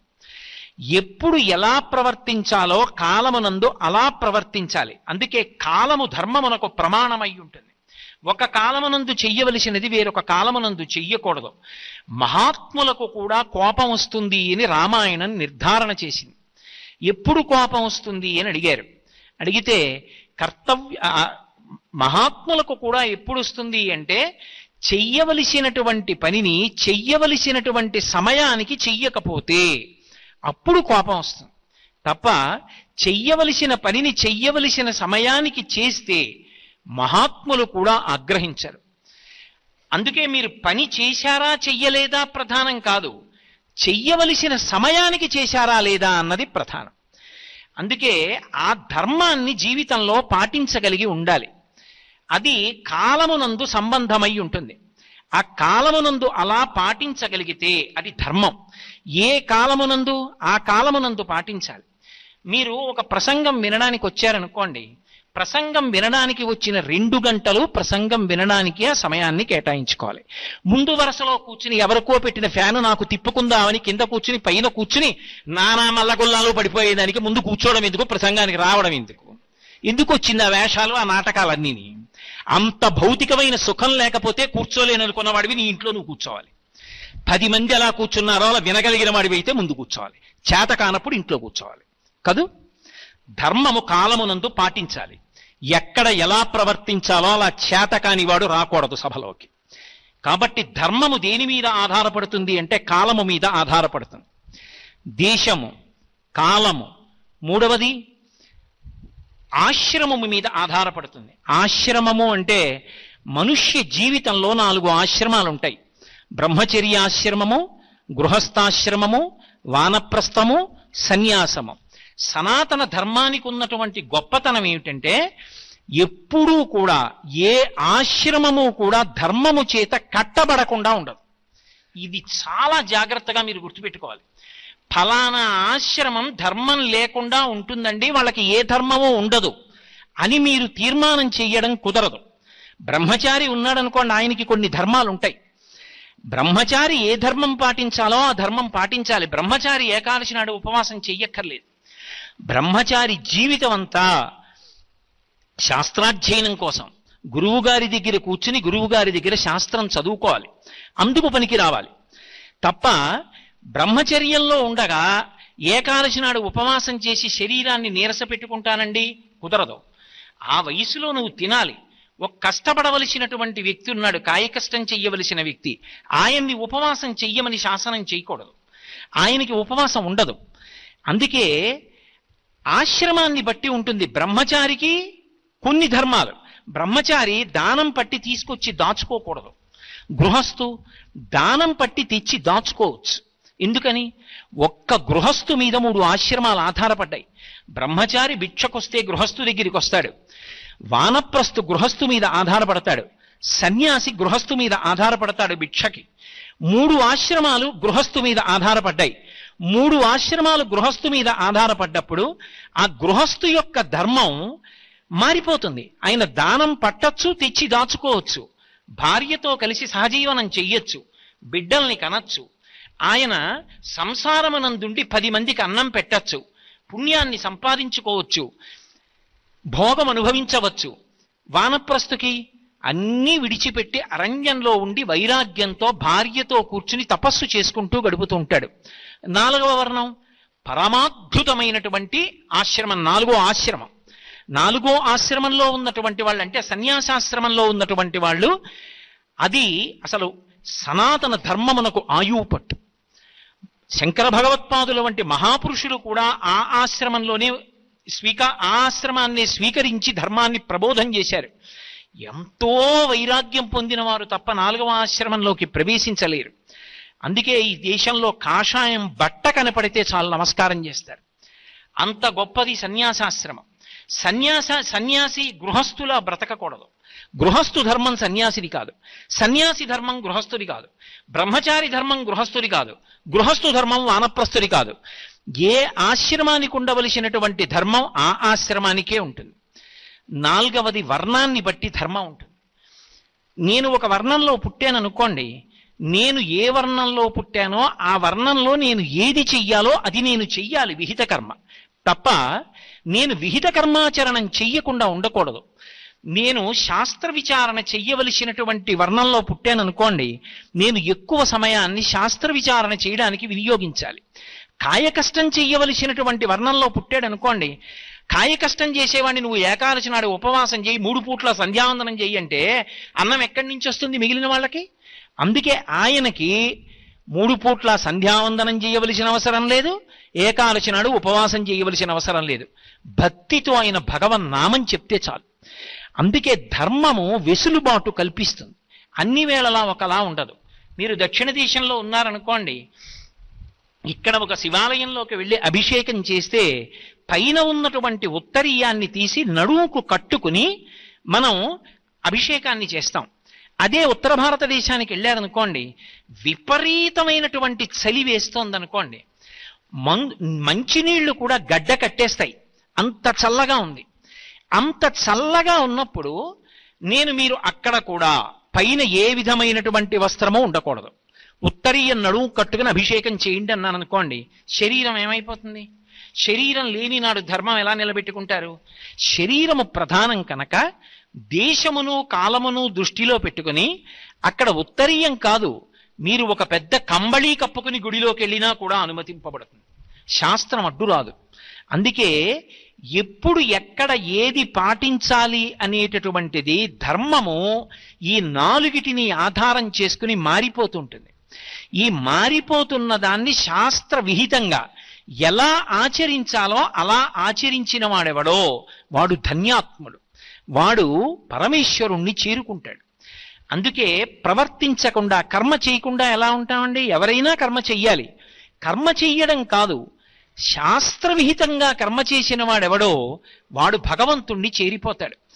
మనుష్యుడిగా పుట్టినటువంటి ప్రతి వాడు తెలుసుకోవలసినటువంటి ధర్మాలు, ప్రతి వ్యక్తి పాటించి తీరవలసినటువంటి ధర్మాలు, దేశముతో కాలముతో వర్ణముతో ఆశ్రమముతో సంబంధం లేకుండా ప్రతి వారు పాటించవలసినటువంటి ధర్మాలు, ఇది నాకు తెలియదండి అని అనడానికి వీలు లేని ధర్మాలు 5 ఉన్నాయి.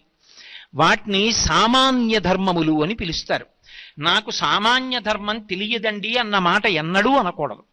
ఎందుచేత అనకూడదు అంటారేమో, అవి మనుష్యునిగా పుట్టిన ప్రతి వ్యక్తికి తెలిసి ఉండాలి, తెలుసుకుని ఆచరించాలి. అలా ఆచరించకపోతే పెను ప్రమాదం వస్తుంది. ఏమిటా ప్రమాదం అంటే, ఇంత గొప్ప మనుష్య జన్మలో ఉండి కూడా శరీరాన్ని బుద్ధిని సక్రమంగా వినియోగించుకోని కారణం చేత కాలమునందు ఎప్పుడో అప్పుడు శరీరం పడిపోతుంది. 5 సామాన్య ధర్మములు తెలియలేదు కాబట్టి ఆయనకి తెలియని కారణం చేతనైనా కూడా పాప జీవనమునందు మొగ్గు కలుగుతుంది, ఎక్కువగా దోషభూయిష్టమైనటువంటి జీవనం కలుగుతుంది. అలా కలగకుండా ఉండాలి అంటే 5 సామాన్య ధర్మములు తప్పకుండా తెలియాలి. అందులో మొట్టమొదటి ధర్మం ఏది అంటే అహింస, 2వ ధర్మము సత్యము, 3వ ధర్మము శౌచము, 4వ ధర్మము ఆస్తేయము, 5వ ధర్మము ఇంద్రియ నిగ్రహము. ఈ 5 ప్రతి వారికి తెలుసుకుని ఉండాలి. మీ అందరికీ తెలుసు, దాని గురించి తెలియకపోవడం లేదు. కానీ నేను వేరొక్కసారి హెచ్చరిక చేసి చెప్పుకోవడం కోసమని మళ్ళీ మీ ముందు నేను ఈ 5 విషయాల గురించి మాట్లాడుతున్నాను. ఈ 5 సామాన్య ధర్మాల్లో మొట్టమొదటి ధర్మం ఏది అంటే అహింస. అహింస పరమో ధర్మ. అన్ని ధర్మములలో అత్యుత్తమమైన ధర్మం ఏది అంటే అహింసయే. అయితే వైదికమైన అన్న నేను చెప్పే మాటకు అర్థం ఏమిటంటే వేదము చేత చెప్పబడిన అని. వేదము ప్రమాణము అని నేను అన్నప్పుడు మరి వేదం ఎలా చెప్పింది అన్న దాని గురించే కదా నేను చెప్పవలసి ఉంటుంది. అహింస అన్న మాటని ఎలా ఆచరించాలి జీవితంలో? అహింస అంటే ఎప్పుడూ ఏ కారణం చేత ఏ దేశమునందు ఏ కాలమునందు ఎవ్వరినీ బాధ పెట్టకుండా ఉండుట అని నేను అన్నాను అనుకోండి, మీరు ఒక్కసారి ఆలోచించండి, అసలు అది జీవితంలో సాధ్యమా? అసలు అది సాధ్యపడుతుందా? నేను ఈ విషయాన్ని మీతోటి దేశమునందు కాలమునందు వర్ణమునందు ఆశ్రమమునందు సంబంధం లేకుండా మీ వలన ఏ ప్రాణికి శారీరకముగా కాని మానసికముగా కాని ఖేదము కలగకుండా ఉంటే మీరు అహింస పాటించినారు అని నేను అన్నప్పుడు, నేను అన్న మాట గట్టిగా ధ్వని ప్రకంపనలు వచ్చినప్పుడు కొన్ని సూక్ష్మమైన జీవులు చచ్చిపోతాయి. అహింస అంటే ఏమిటో నేను చెప్పడంలో హింస ఉందా లేదా? ఇంకా నేను అహింస ఎక్కడ చేశాను? అసలు అహింస చేయకుండా ఉండడం సాధ్యమా? అహింస చేయకుండా ఉండడం అంటే అసలు ఏ హింస చేయకుండా ఉండడం. ఎప్పుడు ఏ కారణం చేత ఎవరినీ బాధించకుండా ఉండాలి. అది శారీరకం కావచ్చు, మానసికం కావచ్చు, దేశమునందు కావచ్చు, కాలమునందు కావచ్చు.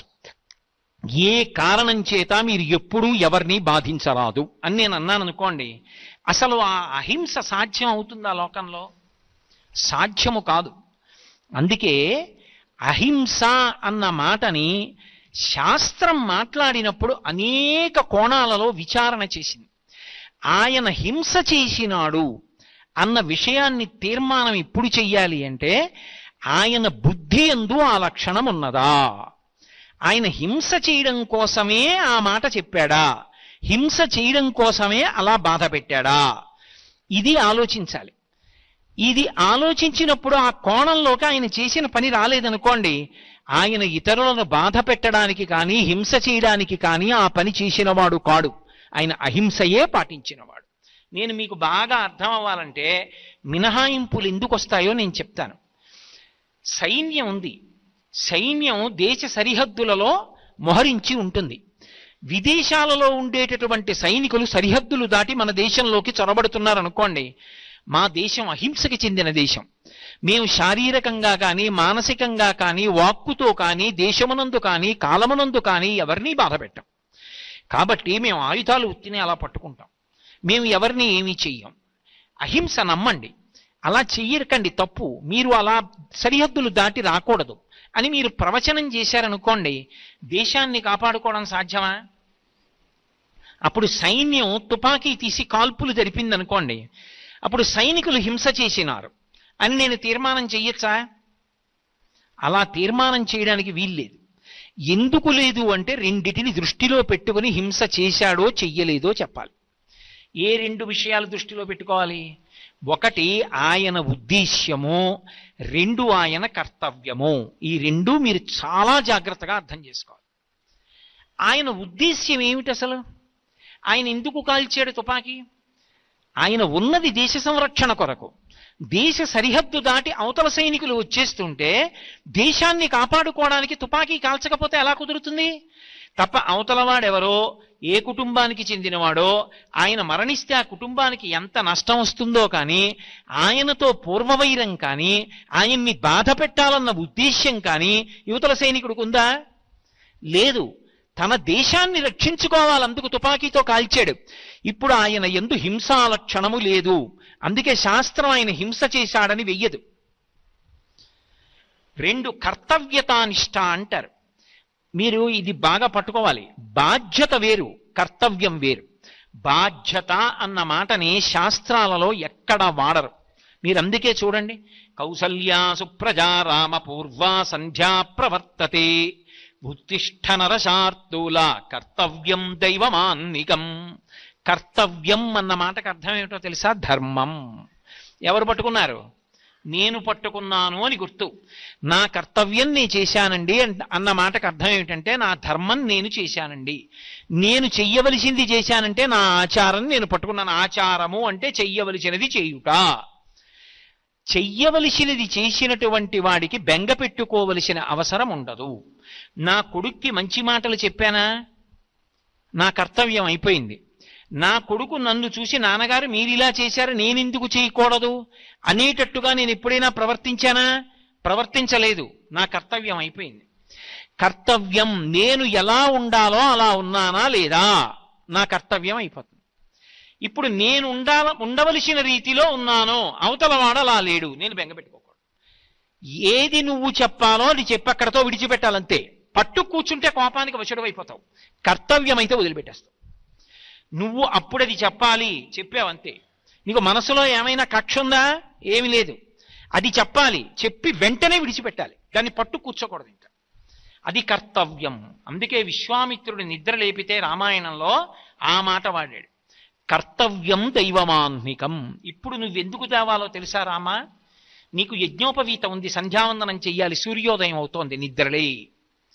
ఒకవేళ రాముడు నిద్ర లేవలేదు, కళ్ళు తెరిచి ఇలా విశ్వామిత్రుడిని చూసి నమస్కారం గురువుగారు అని తిరిగి పడుకున్నాడు. విశ్వామిత్రుడు ఏం చేయాలి? ఓ 5 నిమిషాలాగి మళ్ళీ ఇదే మాట చెప్పాలి, కౌసల్యా సుప్రజా రామ పూర్వా సంధ్యా ప్రవర్తతే ఉత్తిష్ఠ నరశార్దూల కర్తవ్యం దైవమాన్నికం. చెప్పాడని రామాయణంలో ఉందా? లేదు. అంటే ఒకసారి గురువుగారు చెప్తే వినే శిష్యుడు రాముడు అని చెప్పక్కర్లేదు ఇక వాల్మీకి మహర్షి. అది గొప్పతనం. ఒకవేళ రాముడు లేచి ఉండకపోతే విశ్వామిత్రుడు గుండెలు మాదుకుని ఇదేం దిక్కుమాలిన శిష్యుడు అండవు, మళ్ళీ చెప్తాడు. ఒకవేళ అలా మధ్యాహ్నం అయిపోతే మళ్ళీ మధ్యాహ్నం ఇదే చెప్పి మాధ్యాహ్నిక సంధ్యకి లేపుతాడు. రాముడు సాయంకాలం నిద్రలేస్తే సంధ్యావందనం చేయమని చెప్తాడు. పొద్దున్నుంచి లేపుతున్నాను, నువ్వు లేవలేదు, నువ్వెక్కడ దొరికావు నాకు అని తాను ఉద్వేగపడిపోయి కోప్పడిపోయి ఆ కోపంలో తాను చేయవలసిన సంధ్యావందనం మర్చిపోడు. తను చేయవలసింది చేసుకుంటూ వెళ్ళిపోతాడు. అది కర్తవ్యం. తను చెయ్యవలసింది చేస్తున్నాడా, తనకి కర్తవ్యముగా ఏది ఉన్నదో అదే ఆయన చేశాడా, ఆయన యందు ఇంకొకళ్ళని బాధ పెట్టాలన్న ఉద్దేశ్యము లేదు. నువ్వు బాధ పెడితే ఆయన తప్పు కాదది, పట్టుకోవలసిన విషయం అది. లేకపోతే మీరు ఒకటి ఆలోచించండి, హింస చేశాడండి అని మీరు ప్రతివాణ్ణి అంటే ఆయన ఎలా నిలబడతాడు అసలు కర్తవ్యంలో? అప్పుడు సైనికుడు దేశాన్ని ఎలా రక్షిస్తాడు? రెండు మీరు ఆలోచించండి. ఒక న్యాయాధికారి ఉన్నాడు, ఒక న్యాయమూర్తి. ఆయన ఆ న్యాయమూర్తి దగ్గరికి ఒకడిని తీసుకొచ్చారు. ఏమంటే 10 మందిని చంపేశాడు ఈయనన్నారు. ఈయనకి ఉరిశిక్ష వేస్తున్నానన్నాడు. ఈయనకి ఉరిశిక్ష వేస్తున్నాను అని ఒక న్యాయమూర్తి చెప్పినప్పుడు న్యాయమూర్తి హింస చేశాడా? ఆయనకి ఏ దోషము రాదు. ఎందుచేత అంటే ఆయన కర్తవ్యం. సమాజమునందు అంత పెద్ద పెద్ద తప్పులు చేసిన వాళ్ళకి శిక్ష వేసి ఇక మళ్ళీ అలా ఎవరూ తప్పు చెయ్యకుండా ఆయన సమాజాన్ని కాపాడాలి. ఎవరిని కాపాడాలో వాళ్ళని కాపాడుతుండాలి. ఎవరి వలన ఇబ్బంది వస్తోందో వాళ్ళని నిగ్రహించాలి. ఇప్పుడు అలా చేయకుండా న్యాయమూర్తి పాపం చంపితే చంపాడు కానండి, ఆయన వాళ్ళని చంపినప్పుడు వాళ్ళు ఎంత బాధపడ్డారో, నేను ఈయనకి ఉరిశిక్ష వేస్తే ఆయన ఎంత బాధపడ్డావు. నా మనసు అలా అంగీకరించదండి, చూస్తూ చూస్తూ నేను అలాంటి శిక్షలు వేయలేనండి, నేను క్షమాభిక్ష పెట్టేశాను అంటే ఊరుకుంటారా? న్యాయమూర్తిగా మనసులో ఏ ఉద్దేశ్యం లేకుండా, అవతలవాడు ఎవరో కూడా తెలియదు, కానీ తన కర్తవ్యమును తాను నిర్వహించాడు.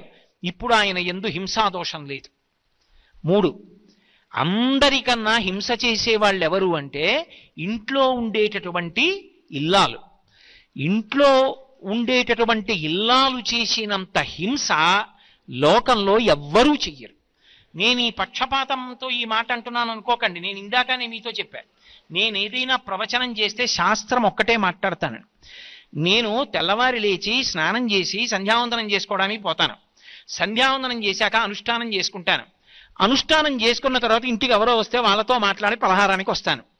కానీ నా భార్య నాకు పలహారం చేసి పెట్టాలా? మధ్యాహ్నం ఎక్కడో ద్రవ్యార్జన చేసి ఇంటికి వస్తాను, నాకు భోజనం పెట్టాలా? నేను లేచి సంధ్యావందనం చేసుకోవాలంటే గది తుడవాలా? గది తుడవాలంటే చీపురు కట్ట చాటా చేత్తో పట్టుకుని గది తుడవాలా? తుడిచినప్పుడు ఎన్నో ప్రాణులు చచ్చిపోతాయా? చచ్చిపోవా? కంటికి కనపడనివి. ఇప్పుడు అసలు చీపురు కట్ట చాటా ఎవరు పట్టుకుంటారో వాళ్ళ చేతిలో హింస ప్రారంభం. అంటే ఇప్పుడు నా భార్య చాలా హింస చేస్తోందా, చేయట్లేదా? అలాగే జీవ విచ్ఛితి అంటారు. కాయగూర తరుగుతోందనుకోండి, వంకాయ తరుగుతోందనుకోండి, నాకు కూర చేసి పెడదామని, అందులో గింజలు ఉంటాయి. ఆ బీజముల యందు మళ్ళీ మొక్క మొలవడానికి కావలసిన వ్యూహం ఉంటుంది. ప్రత్యుత్పత్తి గింజలోంచి జరుగుతుంది. ఆ గింజలో పిండం ఉంది, ఆ పిండంలో ప్రాణం ఉంది. ఆ గింజకి మట్టి నీరు తగిలితే అది మొక్కగా పైకి లేస్తుంది. ఇప్పుడు అది వంకాయ కూర తరుగుతున్నప్పుడు గింజలు తరగబడ్డాయి. ఒకవేళ చిన్న చిన్న గింజలున్నా అది నీళ్లలో కడిగేసి పట్టుకెళ్ళి అగ్నిహోత్రం మీద పెట్టేసినప్పుడు ఆ గింజలు ఉడికిపోయినప్పుడు ఇక మళ్ళీ అందులోంచి అంకురములు రాకుండా ఎన్నో పిండములు మరణించాయా? గర్భవిచ్ఛితి అయిపోయింది ఆ విత్తనాల్లోంచి. మరి ఇప్పుడు ఆ పాపం దానికి రాదా? ప్రతిరోజు అన్ని కూరలు చేసి పెడుతోందే, రోట్లో అన్ని పచ్చళ్ళు చేసేస్తోందే, ఇవన్నీ చేసినప్పుడు దానికి ఎంత పాపం వచ్చేస్తోంది? కత్తిపీట ఇంట్లో ప్రధానమైనటువంటి హింసా సాధనం, చీపురు హింసా సాధనం, చాట హింసా సాధనం, పొయ్యి హింసా సాధనం. పొయ్యి వెలిగించారనుకోండి, అగ్నిహోత్రపు వేడికి ప్రాణులు పడిపోతాయి. 2, మీరు పాత్రని ఆశ్రయించి ఉంటాయి కొన్ని ప్రాణులు. పాత్ర పట్టుకెళ్ళి అగ్నిహోత్రం మీద పెట్టాననుకోండి, అది వేడెక్కడం మొదలు పెడుతుంది. ఆ ప్రాణి గిలగిలా కొట్టుకుని ప్రాణం వదిలేస్తుంది. ఇప్పుడు ఎన్ని ప్రాణులు చచ్చిపోతున్నాయి రోజు. అప్పుడు నేనేం చేయట్లేదు ఇవేవి. నేను కత్తిపీట ముట్టుకోను, నేను చీపురు ముట్టుకోను, నేను చాట ముట్టుకోను, నేను పొయ్యి వెలిగించను. ఇప్పుడు పాపం అంతా మా ఆవిడికి, తినడానికి భోక్తాను నేనునా? అలా ఉండదు. శాస్త్రం అంది, ఆవిడ అలా ఇల్లు తుడవకపోతే ఆ ఇంట్లో ఉన్న వాళ్ళు ఏమైపోతారు? యజమాని పూజ ఎలా చేశాడు? ఆ ఇంట్లో ఉన్న ఆవిడ చీపురు చాటా పట్టుకోకపోతే ఆ ఇంట్లో ఉన్న వాళ్ళకి ఆరోగ్యం ఉంటుందా? పోనీ ఆ ఇంట్లో ఉన్న వాళ్ళ సంగతి వదిలిపెట్టండి, ఆ ఇంట్లో బయలుదేరని క్రిములు పక్కింటికి వెళ్ళిపోవు, అక్కడే ఉంటాయేంటి? ఈ ఇల్లే తుడవరండి, ఇక్కడే ఉంటామని పక్కింటికి పోతాయి, వీధిలోకి పోతాయి, అందరికీ అనారోగ్యం. 2, ఆవిడ కాయగూర వండి పెట్టకపోతే ఇంటికొచ్చిన అతిథికి యజమాని అన్నం ఎలా పెడతాడు? రావయ్యా అని చెప్పి భోజనానికి పిలిచి కూర్చోబెట్టి విశ్వనాథ స్వరూపాయ బ్రాహ్మణాయ తుభ్యం నమః అని ఆచమనం వేస్తున్నాడు. అంటే ఇంటికి వచ్చిన అతిథికి అన్నం పెట్టాడు అంటే భార్య వండితేనైనా పెట్టాడు. ఆవిడ వండలేదనుకోండి, బాబోయ్ నాకు వద్దండి ఈ హింస, నేను వండనండి, మీరన్నా వండుకోండి నేనన్నా వండను అందనుకోండి. ఓ రోజు మీరు వెలిగించండి, ఓ రోజు నేను వెలిగిస్తాను పొయ్యింది అనుకోండి, ఎలా నడుస్తాయి సంసారాలు? అందుకే మిగిలిన ధర్మమంతా నిలబడడానికి ఏ కనీసమైన హింస తప్పలేదో అది హింస కిందకి రాదు అని మినహాయింపించింది వేదం. ఇప్పుడు పొయ్యి వెలిగించడం వల్ల హింస జరిగిందా, అది నీ ఖాతాలో వెయ్యం. ఎందుకనంటే అలా వెలిగించకపోతే అసలు ఈ లోకం నిలబడదు. ఒక పాత్ర కాలకపోతే లోకం నిలబడదు. ఇల్లు తుడవకపోతే సాధ్యం కాదు ధర్మం. అందుకే ఇటువంటి తప్పనిసరి హింస గృహమునందు ఏది జరిగిందో ఆ హింస జరిగినప్పటికీ దానిని హింసగా తీసుకోవట్లేదని, అందుకే కత్తిపీటని, పొయ్యిని, పాత్రల్ని, చీపుర్ని, చాటని వీటిని మినహాయించేసింది. ఈ హింసని మేము హింసగా తీసుకోం. అందుకే ఈ హింస జరుగుతోంది కాబట్టే యజమాని భూతయజ్ఞం చేస్తాడు. అంటే తాను తిన్న తర్వాత కానీ తినక ముందు కానీ కొంత అన్నాన్ని తీసి మూగ ప్రాణులకు కొన్నింటికి వేస్తాడు. ఓ కుక్క ఉందనుకోండి, అది ఒక ఉపకారం చేసి ఉండొచ్చు కానీ నాకు తెలియకపోవచ్చు. నేను ఇల్లు తాళం వేసి తీర్థయాత్రకు వెళ్ళాను. తీరా దొంగలు గోడ దూకి లోపలికి వచ్చేటప్పటికీ ఆ వీధి కుక్క పెద్దగా మురిగింది. 10 కుక్కలు వచ్చి మురిగాయి. వాడు మారు తాళం చెవి పెట్టి తాళం తీయకుండా ఇన్ని కుక్కలు మురుగుతున్నాయి అందరూ లేస్తారేమో అని మళ్ళీ పారిపోయాడు. ఆ కుక్క మురిగిందని కానీ దొంగ వెళ్ళిపోయాడని కానీ నన్ను రక్షించాడని కానీ నాకు తెలియకపోవచ్చు. కానీ ఆ కుక్క వలన నేను బ్రతుకుతున్నాను. రాత్రి ఎవరూ రాకుండా అది అరుస్తోంది తెలివిగా ఉండి. అందుకని నేను దానికి రుణపడ్డాను. కొంత అన్నం దానికి వెయ్యాలి. అలా వేస్తే తప్పనిసరిగా జరిగిన ఈ హింస ఉందే, ఈ పదార్థములు వాడినది, ఆ హింస పోతోంది తప్ప అన్నిటికీ ఒకటే నియమాన్ని చెప్పి మీరు ఏం చేసినా హింస చేసినట్టే అన్నాను అనుకోండి, అప్పుడు దేశాన్ని సైనికులు ఎలా రక్షిస్తారు? న్యాయమూర్తి శిక్ష ఎలా వేస్తాడు? గురువు ఒక్కొక్కసారి ఒక్కొక్క విషయాన్ని కఠినంగా మాట్లాడవలసి వస్తుంది. ఎందుకు కఠినంగా మాట్లాడడం గురువు గారు అంటే ఆ సందర్భంలో అలా మాట్లాడితే తప్ప అవతల వాడికి వెంటనే ఉద్ధరణ జరగదు. మీకు నేను ఒక ఉదాహరణ చెప్పాలి అంటే, ఆయన చాలా ఐశ్వర్యవంతుడు. చాలా ఐశ్వర్యవంతుడే కానీ ఆయన్ని తీరా వైద్యశాలకి తీసుకెళ్లిన తర్వాత ఎక్కడా ఒక్క మంచం ఖాళీ లేదు పడుకోబెట్టడానికి. ఇప్పుడు ఆయన్ని ఒక బల్లైనా తీసుకొచ్చి బల్ల మీద పడుకోబెట్టేసి ముందు ఆయనకి ఏదో ఆ ద్రవం ఎక్కించాలి. అయ్యి బాబోయ్, ఆగర్భ శ్రీమంతుడండి, ఆయన్ని బల్ల మీద పడుకోబెట్టడం ఏంటండి? ఆయనకి చాలా విలువైనటువంటి పరుపు పట్టుకొస్తాం, మంచం పట్టుకొస్తాం, హంసతూలిక తల్పం వేస్తాం, అలా ఆయన్ని పడుకోబెడితే ఆయన గౌరవం పోతుందండి అన్నారని కూడా ఆయన ప్రాణం పోతుంది. బల్ల మీదైనా సరే పడుకోబెట్టేసి వైద్యుడు వైద్యం చేసేస్తున్నాడు. కారణం ఇప్పుడు గౌరవం కాదు, ముందు నిలబెట్టడం. గురువు ఒక్కొక్కసారి కఠినంగా మాట్లాడతాడు. గురువుగారు మా మనసు నొచ్చుకునేటట్టుగా మాట్లాడారు అన్నమాట అన్వయం అవ్వదు. గురువుగారు హింస చేశారన్న మాట రాదు. అలా అయితే శంకరాచార్యుల వారు భజ గోవిందం భజ గోవిందం గోవిందం భజ ముఠమతే అన్నారు ఒకప్పుడు. ఆ సందర్భంలో అది అవసరమైంది. ఒక బ్రాహ్మణుడికి చెప్పవలసి వచ్చినప్పుడు అంత వ్యగ్రతతో చెప్తే తప్ప ఆయన మనసులోకి ఎక్కదు. అందుకని గురువు ఒక్కొక్కప్పుడు కఠినంగా మాట్లాడతాడు. అంత మాత్రం చేత గురువు గారికి వాక్పారుష్యం ఉంది, గురువుగారు కఠినంగా మాట్లాడారని సిద్ధాంతం చేయకూడదు. ఒక్కొక్క నాడు గురువుగారు మాట్లాడేటప్పుడు మాటలో కాఠిన్యం కనపడచ్చు. మీరు చూడండి, మీకు ఎన్నో దృష్టాంతాలు కనపడతాయి శాస్త్రంలో. ఒక్కొక్క చోట గురువు అలా మాట్లాడతాడు. కృష్ణ భగవానుడు అడిగాడు ఒక చోట, భగవద్గీత చెప్పాను కదా నీకు గుర్తుందా అని అడిగాడు అర్జునుణ్ణి. బావా నువ్వు కురుక్షేత్రంలో చెప్పావు కానీ మర్చిపోయాను బావా అన్నాడు. దుర్మేధాహ అన్నాడు వెంటనే. నీకు సరి అయినటువంటి మేధస్సు లేదు, ఏది జ్ఞాపకం ఉంచుకోవాలో అది లేదు. అదే కృష్ణుడు అర్జునుణ్ణి పిలిస్తే పార్థ అంటాడు, కౌంతేయ అంటాడు, విజయ అంటాడు, సన్నిహితుడా అంటాడు, శిష్యుడా అంటాడు, స్నేహితుడా అంటాడు, బంధువా అంటాడు. ఆ కృష్ణుడే దుర్మేధ అని పిలిచాడు. నువ్వు దుర్మేధవి అని అన్నాడు. ఇప్పుడు కృష్ణుడికి దోషం వస్తుందా, వాక్పారుష్యం వస్తుందా? అయ్యి బాబోయ్, కృష్ణుడు అంత మాట అన్నాడంటే భగవద్గీత ఒళ్ళు దగ్గర పెట్టుకుని నేను ఎప్పుడూ జ్ఞాపకం ఉంచుకోవాలి. అంతేగాని కురుక్షేత్రంలో ఇంకా దాని పని అయిపోయింది ఇంకా నాకు అక్కర్లేదని నేను వదిలిపెట్టకూడదన్నమాట అని అర్జునుడు జ్ఞాపకం ఉంచుకుంటాడు. కొన్నిసార్లు అవసరం అవుతుంది. వైద్యుడు దుష్టాంగాన్ని ఖండనం చేస్తాడు. నాకు గోరు చుట్టు పుట్టిందనుకోండి, డాక్టర్ గారి దగ్గరికి వెడితే కత్తి పట్టుకుని జాగ్రత్తగా కోసేస్తారు. అంతేగాని అయ్యో కోటేశ్వరారు మీరంటే నాకు ఎంత గౌరవం అనండి, 3 పొద్దులా మీ ఉపన్యాసాలు వింటుంటాను, మీ ఉపన్యాసాలు విన్నవాణ్ణి, మీ మీద గౌరవం పెంచుకున్నవాణ్ణి, మీ గోటి చుట్టుని మీ శరీరాన్ని కత్తిపెట్టి కొయినా నేను కొయ్యలేనండి, నాకు గౌరవం అన్నాడు అనుకోండి, నిప్పి నాది, నేను బాధపడాలా వద్దా? అప్పుడది గురువుగారి శరీరమా, ఉపన్యాసాలు చెప్పిన వాడి శరీరమా? వైద్యుడు చూడడు, దుష్టాంగాన్ని ఖండించి గోరు చుట్టుని కోసేసి కట్టుకట్టి నా వేలు కాపాడతాడు ఆయన. ఇప్పుడు ఆ వైద్యుడికి ఏమైనా క్రోధం ఉందా నా మీద? ఒక్కొక్కసారి లోపలికి వెళ్ళి శస్త్రచికిత్స చేస్తున్నప్పుడు మత్తులో ఉన్నటువంటి ఆ రోగి ఎవరో కూడా వైద్యుడికి తెలియదు. తెలియకపోయినా ఒక వైద్యుడి దగ్గర శరీరాన్ని అప్పజెప్పేసేటప్పుడు తన మీద తాను స్పృహ కోల్పోయి ఎనస్థీషియా ఇచ్చేస్తే, శరీరం ఆపరేషన్ థియేటర్లోకి వెళ్ళిపోతే ఆయన కత్తి పెట్టి కోసేస్తాడని తెలిసిండి కూడా ఆయన వేరొక భగవంతుడై నన్ను కాపాడతాడు అని నమ్మి శరీరానికి స్పృహ వదిలిపెట్టి లోపలికి తీసుకెళ్ళిపోవడానికి అంగీకరిస్తున్నాడు రోగి. వైద్యుడు అంత భక్తితో అంత మర్యాదతో నిలబడతాడు. ఈయన తెల్లగా ఉన్నాడు, ఈయన నల్లగా ఉన్నాడు, ఈయన పొడుగ్గా ఉన్నాడు, పొట్టివాళ్ళంటే నాకు అసహ్యం చేస్తే చావని, పొడుగ్గా ఉన్నాడు నాకు అసహ్యం పొడుగువాళ్ళంటే, నేను ఎప్పుడూ 3 అడుగులే ఉండిపోయాను అంటాడా? అనడు. ఎదురుగుండా ఉన్నవాడు ఎవడవనివ్వండి, కాపాడడం ఒక్కటే వైద్యుని యొక్క లక్షణం. ఇప్పుడు వైద్యుడు గుండెకాయని కూడా అడ్డంగా కోసేస్తాడు. ఆయన అలా కోసేశాడు కాబట్టి ఆయన హింస చేశాడని మీరు అనగలరా? ఆయన యొక్క ఉద్దేశ్యం ప్రధానం. ఏ ఉద్దేశ్యంతో ఆయన అన్నాడు? ఆయన ఎంత పవిత్ర హృదయంతో చేస్తున్నాడు ఆ కార్యాన్ని, అది దృష్టిలో పెట్టుకుని అది హింస కాదా నిర్ధారించు తప్ప, కేవలముగా ఆయన చేసిన కార్యాన్ని దృష్టిలో పెట్టుకుని ఆయన హింస చేశాడని తీర్మానము చేయవద్దు. ఇది శాస్త్రం యొక్క హృదయం. అందుకే హింస అనేటటువంటి మాట వైదికమైనటువంటి కోణంలో తెలుసుకోవలసి ఉంటుంది.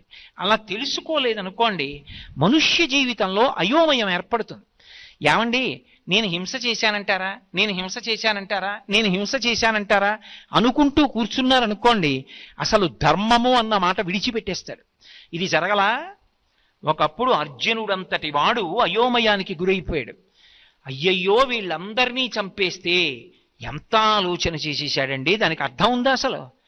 ఎక్కడ వరకు వెళ్ళిపోయాడంటే, నాకు తెలిసిన్నటువంటి వాళ్ళు బంధువులు ఉన్నారు ఎదురుగుండా, ఇంతమందిని నేను చంపేస్తే వీళ్ళ భార్యలు భర్తలు లేని వాళ్ళు అయిపోతారు. అప్పుడు వాళ్ళు సౌందర్యవతులు కాబట్టి బలవంతంగా వేరొకరు తీసుకుపోతారు. తీసుకుపోతే వాళ్ళ తప్పే ఉంది? వాళ్ళు బలవంతంగా తీసుకుపోయి వాళ్ళకి బిడ్డల్ని కంటారు. వీడికి బిడ్డలు ఉండరు చనిపోయిన వాడికి. ఎందుకంటే వాడికి పెళ్ళయింది, కొత్తగా యుద్ధానికి వచ్చాడు, బిడ్డలు లేరు. ఇప్పుడు వాడికి పిండ ప్రదానం చేసేవాడు ఉండడు, లుప్త పిండోదక క్రియాహ, తద్దినం పెట్టేవాడు ఉండడు కొడుకు. నేను చంపను తప్పన్నాడు. కృష్ణుడు మాట్లాడడం మొదలుపెట్టాడు, హింస చేయించాడని చెప్పాలి. అప్పుడైనా కృష్ణుడు అంతా చెప్పాక అర్జునుడు బావా ఇప్పుడు యుద్ధం చేస్తాన్నాడు అంటే కృష్ణుడు హింస ప్రేరేపించాడని చెప్పాలా భగవద్గీత ద్వారా? కాదు, కర్తవ్యాన్ని బోధించాడు. అప్పుడు నువ్వు ఏది చెయ్యాలో అది చెయ్యాలి, అంతేకాని అక్కర్లేని విషయాన్ని దృష్టిలోకి తేకూడదు. అందుకే భగవద్గీత అంతా చెప్పాక అడిగాడు, ఇప్పుడు ఇది విన్నాక నీకేమైందని అడిగాడు. నష్టో మోహ స్మృతిర్లబ్ధ, నా మోహం పోయింది, నా అజ్ఞానం పోయింది, నా అయోమయం పోయింది. ఈ అయోమయం ఉన్నంత కాలం అసలు తను చెయ్యవలసిన ధర్మం మీద తనకి స్పష్టమైన అభిప్రాయం ఉండదు. ఇప్పుడు నేను ఏం చెయ్యాలో నాకు అర్థమైంది. వాడు నా బంధువని చంపకుండా ఉండట్లేదు, వాడు నా బంధువు కాడు అని చంపేయట్లేదు. నేను చంపుతున్నది ఎందుకు అంటే వాడు ధర్మపక్షంలో ఉన్నాడా అధర్మపక్షంలో ఉన్నాడా? ధర్మము నిలబడాలి కాబట్టి అధర్మపక్షంలో ఉన్న వాళ్ళని సంహారం చేస్తున్నాను అంతే. అది క్షత్రియుడిగా నా కర్తవ్యం కాబట్టి నా కర్తవ్యాన్ని చేస్తున్నాను. ఇప్పుడు నాకు ఇందులో వ్యక్తిగతమైన వైరం కానీ వ్యక్తిగతమైనటువంటి హింసాలక్షణం కానీ నా యందు లేవు. అందుకే నష్టో మోహ స్మృతిర్లబ్ధ, నా అజ్ఞానం పోయింది, నాకు ఏది చెయ్యాలో తెలిసింది. ఎక్కువ రథం అన్నాడు. అందుకే ఎత్ర యోగేశ్వర కృష్ణో ఎత్ర పార్థో ధనుర్ధర తత్ర శ్రీర్విజయో భూతి ధ్రువానీతిర్మతిర్మమ. ఎక్కడ అర్జునుడికి కృష్ణుడు సారథి అయి ఉంటాడో, ఎక్కడ రథంలో అర్జునుడు ఉన్నాడో అక్కడ విజయం. అంటే ఇక్కడ ఉన్నటువంటి రథంలో కృష్ణుడు సారథ్యం చేస్తుంటే నేను లోపల నా జీవుడు కూర్చునుంటే నాకు విజయం. అంటే అసలు నేను హింస అన్న మాట ఎక్కడ వాడాలి, హింస కాదు అన్నది ఎక్కడ తెలుసుకోవాలి, నేను ప్రవర్తించేటప్పుడు ఎలా ప్రవర్తించాలి, ఈ విషయం మీద నాకు సమగ్రమైన అవగాహన కలగాలి అంటే అసలు వారు వీరు అని ఉండదు. ఎవరైనా సరే అహింస అన్న మాట యొక్క అర్థాన్ని తెలుసుకోవాలి. నన్ను చాలా మంది, ఎంతమంది అడిగారో ఇప్పటికి, ఈ మధ్య కూడా నన్ను హైదరాబాద్లో చాలా బాగా చదువుకుని ధర్మమునందు అనురక్తి కలిగినటువంటి ఒక తల్లి అడిగింది, ఏమండి రామాయణంలో రాముడు అరణ్యవాసానికి వెళ్ళినప్పుడు ఒక జింకని బాణంతో కొట్టాడుగా, చంపేశాడుగా, చంపి పట్టుకొచ్చి సీతమ్మకి ఇచ్చాడుగా, దాని తోలు ఒలిచి ఆ మాంసం తీసి వండమన్నాడుగా, సీతమ్మ వండి పెట్టిందిగా, మరి రాముడు అరణ్యవాసానికి వెళ్ళి అలా జింకల్ని చంపి మాంసం తినచ్చా, హింస చేయలేదా అని అడుగుతూ ఉంటారు. కానీ ఒక్కటి జ్ఞాపకం పెట్టుకోండి, ఆయన యుద్ధభూమి యందు నిలబడి క్షత్రియుడు వీరస్వర్గాన్ని పొందాలంటారు. అందుకే బలహీనుడైన వాడు తనని తాను రక్షించుకోలేకపోతే, బలహీనుడైన వాడు బలవంతుడితో యుద్ధం చెయ్యలేక తనకున్నది పోగొట్టుకుంటుంటే, ఆ రోజులలో క్షత్రియుల యొక్క ధర్మం బలహీనుడి కోసం యుద్ధానికి వెళ్ళి బలహీనుణ్ణి రక్షించి అవసరమైతే తన ప్రాణం వదిలిపెట్టేయాలి. అందుకే యుద్ధంలో ప్రాణం వదిలిపెడితే వీరస్వర్గం పొందాడు అన్నారు. ఆనాడు క్షత్రియులకున్న ధర్మం అది. కాబట్టి ఇప్పుడు అటువంటి బలం తాను పొంది ఉండాలి అంటే తనకి ఆహారం దొరకాలి.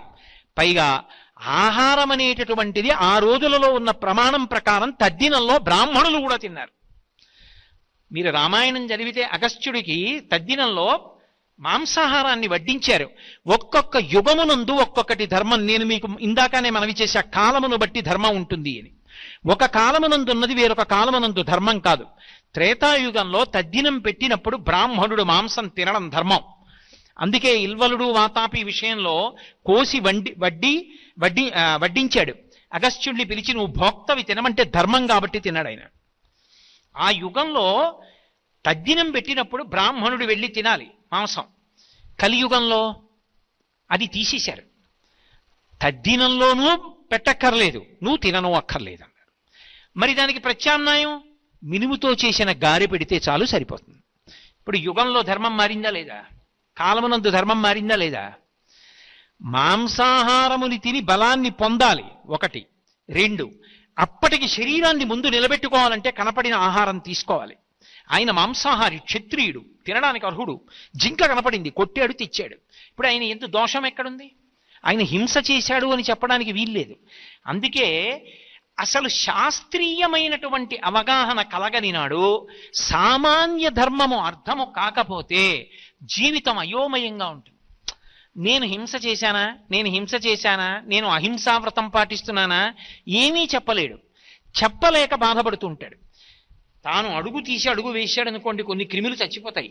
ఎలా అహింస పాటిస్తాడు? ఎలా హింస చేయకుండా ఉంటాడు? అలా అని అడుగు తీసి అడుగు వేయకుండా ఉండగలడా? ఉండలేడు. తప్పక తాను అడుగు తీసి అడుగు వేస్తే అవి చచ్చిపోతే ఆయనకి దోషం అంటుకుంటుందా? అంటుకోదు. అందుకే హింస అనే మాటని జాగ్రత్తగా అర్థం చేసుకున్నప్పుడు అది ఏ దృష్టికోణంతో చెయ్యబడింది అన్నదాన్ని ప్రధానంగా తీసుకుంటారు. ఆయన కర్తవ్యతానిష్టతో చేశాడు, అది హింస కిందకి రాదు.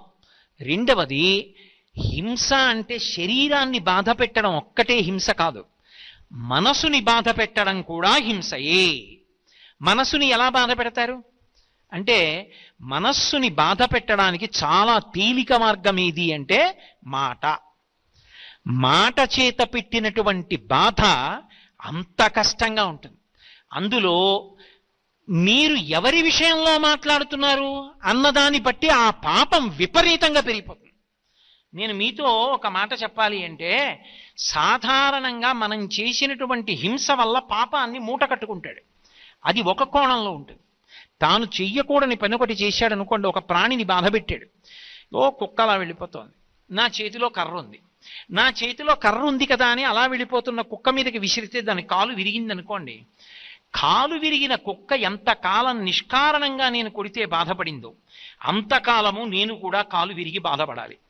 ఇప్పుడు ఈశ్వరుడు ఏం చేస్తాడంటే కర్మాకర్మ ఫలప్రదాత. అందుకే కాల కలయతామహం అంటాడు భగవద్గీతలో కృష్ణుడు. నువ్వు జీవుడిగా ఎప్పుడు ఏం చేశావో నాకు తెలుసు, కాలమునందు లెక్క కట్టి ఫలితాన్ని ఇస్తానంటాడు. కాలోహి బలవాన్ కర్త సతతం సుఖ దుఃఖయోహో నరాణం పరతంత్రాణం పుణ్య పాపానుయోగత అంటాడు దేవీ భాగవతంలో వ్యాస భగవానుడు. కాలము మహాబలవత్తరమైనది. ఈశ్వరుడు కాలరూపంలో ఉండి గత జన్మలలో నేను చేసిన పాపపుణ్యాలు లెక్కలో పెట్టుకుని ఈ జన్మలో పాపానికి దుఃఖం ఇస్తాడు, పుణ్యానికి సుఖాన్ని ఇస్తాడు.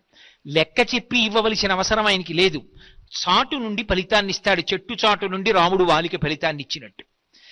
ఆయన ఎదురుగుండా వచ్చి కోటేశ్వరరావు ఫలానా జన్మలో ఫలానా పేరుతో ఉన్నప్పుడు ఒక కుక్కని కొట్టావాయ్, అందుకని ఆ ఫలితాన్ని ఇవాళ నీకు ఇస్తున్నానోయ్, 11 గంటలకి నీ మోకాలు మీద కూడా దెబ్బ తగులుతుందోయ్, మోకాలు మీద నొప్పి 3 రోజులు ఉంటుందోయ్, అప్పుడు కుక్కకు 3 రోజులు ఉందోయ్, ఆయన నాకు చెప్పక్కర్లా, మోకాల్ని పెట్టేట్టు చేస్తాడంతే.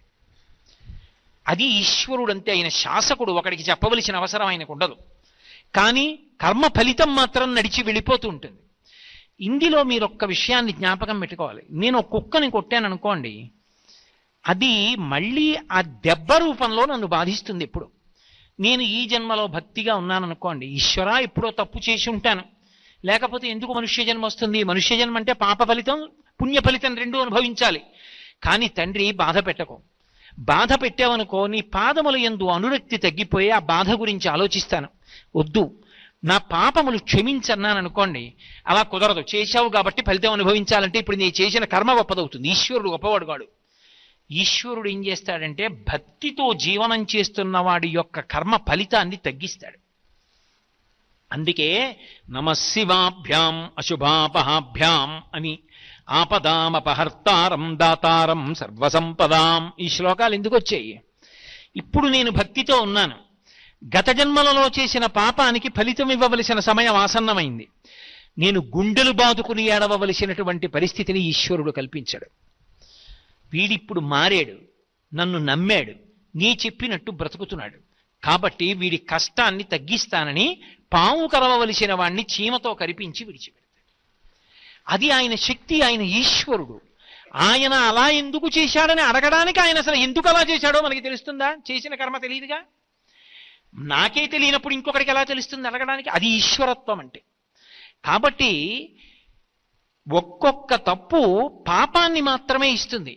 మహాభక్తులైనటువంటి వారి జోలికి వెళ్ళారనుకోండి, అది ఎంత ప్రమాదాన్ని తీసుకొచ్చేస్తుందంటే యుక్తాయుక్త విచక్షణ లేకుండా, శాస్త్రం మీద సరి అయిన అవగాహన లేకుండా, విషయం గురించి సక్రమంగా తెలుసుకోకుండా కేవలము అవతల వారిని బాధ పెట్టడానికి తెంపరితనంతో ప్రవర్తిస్తే భగవంతుడు ఏం చేస్తాడంటే అవతారంగా కిందకొచ్చేస్తాడు. అవతారము అన్న మాటకు అర్థం ఏంటో తెలుసా? తార అంటే ఎక్కడో ఉండడం, తారస్థాయిలో పాడాడంటారు. అవతార వ్యతిరేక పదం. మాంసనేత్రంతో చూడడానికి యోగ్యంగా కిందకొస్తాడు. ఏదో చక్షుతో అన్నాను అనుకోండి, అందరికి అర్థం కాదు. మాంసనేత్రము ఏం బెగబెట్టి గుండెలు బాదుకోక్కర్లేదు, అర్థం అవడానికి ఆ మాటే వాడాలి. మాంసనేత్రంతో చూడడానికి యోగ్యంగా కిందకి దిగి వస్తాడు ఆయన. ఇప్పుడు ఎందుకు వస్తాడో తెలుసా? అసలు ఆయన అలా రావడానికి కారణం ఏమిటో తెలుసా? ఆయనే చెప్పుకున్నాడు, పరిత్రాణాయ సాధూనాం, పరమ భాగవతోత్తములైన వారిని రక్షించడానికి వస్తాను అలాగా. వినాశాయచ దుష్కృతాం, ఆ వాళ్ళని బాధ పెట్టిన వాళ్ళని చీల్చి చెండాడడానికి ఓ రూపంతో కిందకు వచ్చేస్తాను.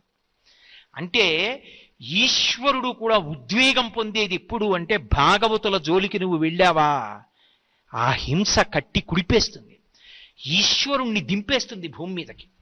అంత క్రోధానికి కారణమవుతుంది. అది సామాన్యమైన దోషం కాదు.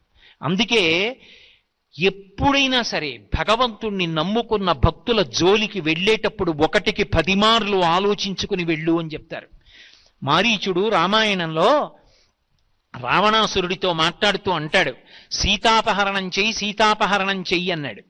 అంటే మారీచుడు అన్నాడు, ఏమిటో సీతమ్మను అపహరించి తెమ్మంటున్నావు, అంత తేలికనుకుంటున్నావు, ఆ దోషం ఉట్టినే పోతుందనుకుంటున్నావా? సీతమ్మను అపహరించి తెస్తే రాముడు కనపడకపోతే, సీతమ్మ ఏడిస్తే, సీతమ్మ కన్నుల వెంట నీటి చుక్క పడితే రావణ నువ్వు ఒక్కడివే చచ్చిపోతాననుకుంటున్నావేమో, వెతికి వెతికి వేటాడేస్తాడు రాముడు. కళత్రాణి చ సౌమ్యాని మిత్రవర్గం స్థైవచ యదీచ్ఛసి చిరం భోక్తం అకృధారామ విప్రియం. ధర్మాన్ని నమ్ముకున్న రాముడి జోలికి వెళ్ళవద్దు. రామో విగ్రహవాన్ ధర్మ సాధు సత్యపరక్రమ. మారీచుడు చెప్పాడు ఈ మాట, రాముడు రాశీభూతమైన ధర్మము అని. రాశీభూతమైన ధర్మమైన రాముడి జోలికి వెళ్ళావా, కట్టి కుడిపేస్తుంది. అది అలా ఇలా కుడపదం. నిన్నొక్కడనే బాధ పెడుతుంది అనుకుంటున్నావేమో, అది మళ్ళీ నీకు ఫలితంగా ఇవ్వడం మొదలుపెట్టిన నాడు తెలుస్తుంది. కళత్రాణి చ సౌమ్యాని మిత్రవర్గం స్థైవచ. భార్యలు, బిడ్డలు, నిన్ను నమ్ముకున్న సైనికులు, నీ ఆస్తి, నీ ఐశ్వర్యం, నీ కాంచన లంక సర్వము నశించిపోతాయి. నువ్వు అలా నిలబడి ఉండగా ఒక్కొక్క తల తరిగేస్తాడు రాముడు. ఒక్కొక్క తల తరుగుతూ ఉంటే దేవతలందరూ వచ్చి పైన నిలబడతారు. నిలబడి శభాషను సంతోషిస్తారు. చచ్చాడు రా పాపాత్ముడు అంటారు. ఆ రోజు తెచ్చుకోకు, రాముడి జోలికి వెళ్ళకు. సాధు పుంగవుల జోలికి వెడితే, ధర్మాత్ముల జోలికి వెడితే, వాళ్ళు బాధపడితే ఒకడితో విడిచిపెట్టదు, వాడితో ఉన్న వాళ్లతో కలిపి కాల్చేస్తుంది. వెళ్ళవద్దు, బాధ పెట్టవద్దు. ఆ హింస పరమ ప్రమాదకరము. అది హాస్యానికి కాని, కేవలముగా ఏమైందిలే అని కాని అంతంత సాహసాలు చెయ్యవద్దు. అవి చాలా ప్రమాదకరమైన సాహసాలు అని హింస విషయంలో శాస్త్రం హెచ్చరిక చేస్తుంది. అందుకే భాగవతంలో దేవతలందరూ ప్రార్థన చేస్తే శ్రీ మహావిష్ణువు మాట్లాడతారు. ప్రహ్లాదోపాఖ్యానంలో మాట్లాడుతూ ఆయన ఒక మాట అంటారు, శుద్ధ సాధులందు సురలందు, శుద్ధ సాధులందు సురలందు శృతులందు గోవులందు విప్రకోటియందు ధర్మ పదవియందు తవిలినాయందు వాడెన్నడలుగు నాడు హింస పొందు అన్నాడు. ఇదే మాట వాడాడు ఆయన, హింస పొందు అన్నాడు. అల్లా ఇల్లా ఉండదు నేను పెట్టే బాధ. ఎంత కాలానికి నేను పెట్టిన బాధ గుర్తు తెచ్చుకొని మిగిలిన వాళ్ళు ఉలిక్కి పడతారు. అమ్మ బాబోయ్ అంటారు, వినడానికి చదవడానికి భయపడతారు, అలా చంపుతా.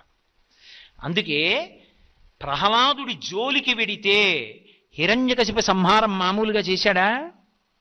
మామూలుగా చేయలేదు. అవతల బ్రహ్మగారికి ఇచ్చిన మాట నిలబెట్టి తొడల మీద పడుకోబెట్టి గోళ్లతో కడుపు చీల్చేశాడు, గుండెలు బద్దలగొట్టేశాడు, నిత్తురు తాగేశాడు. ఎందుకు ఆవేశం?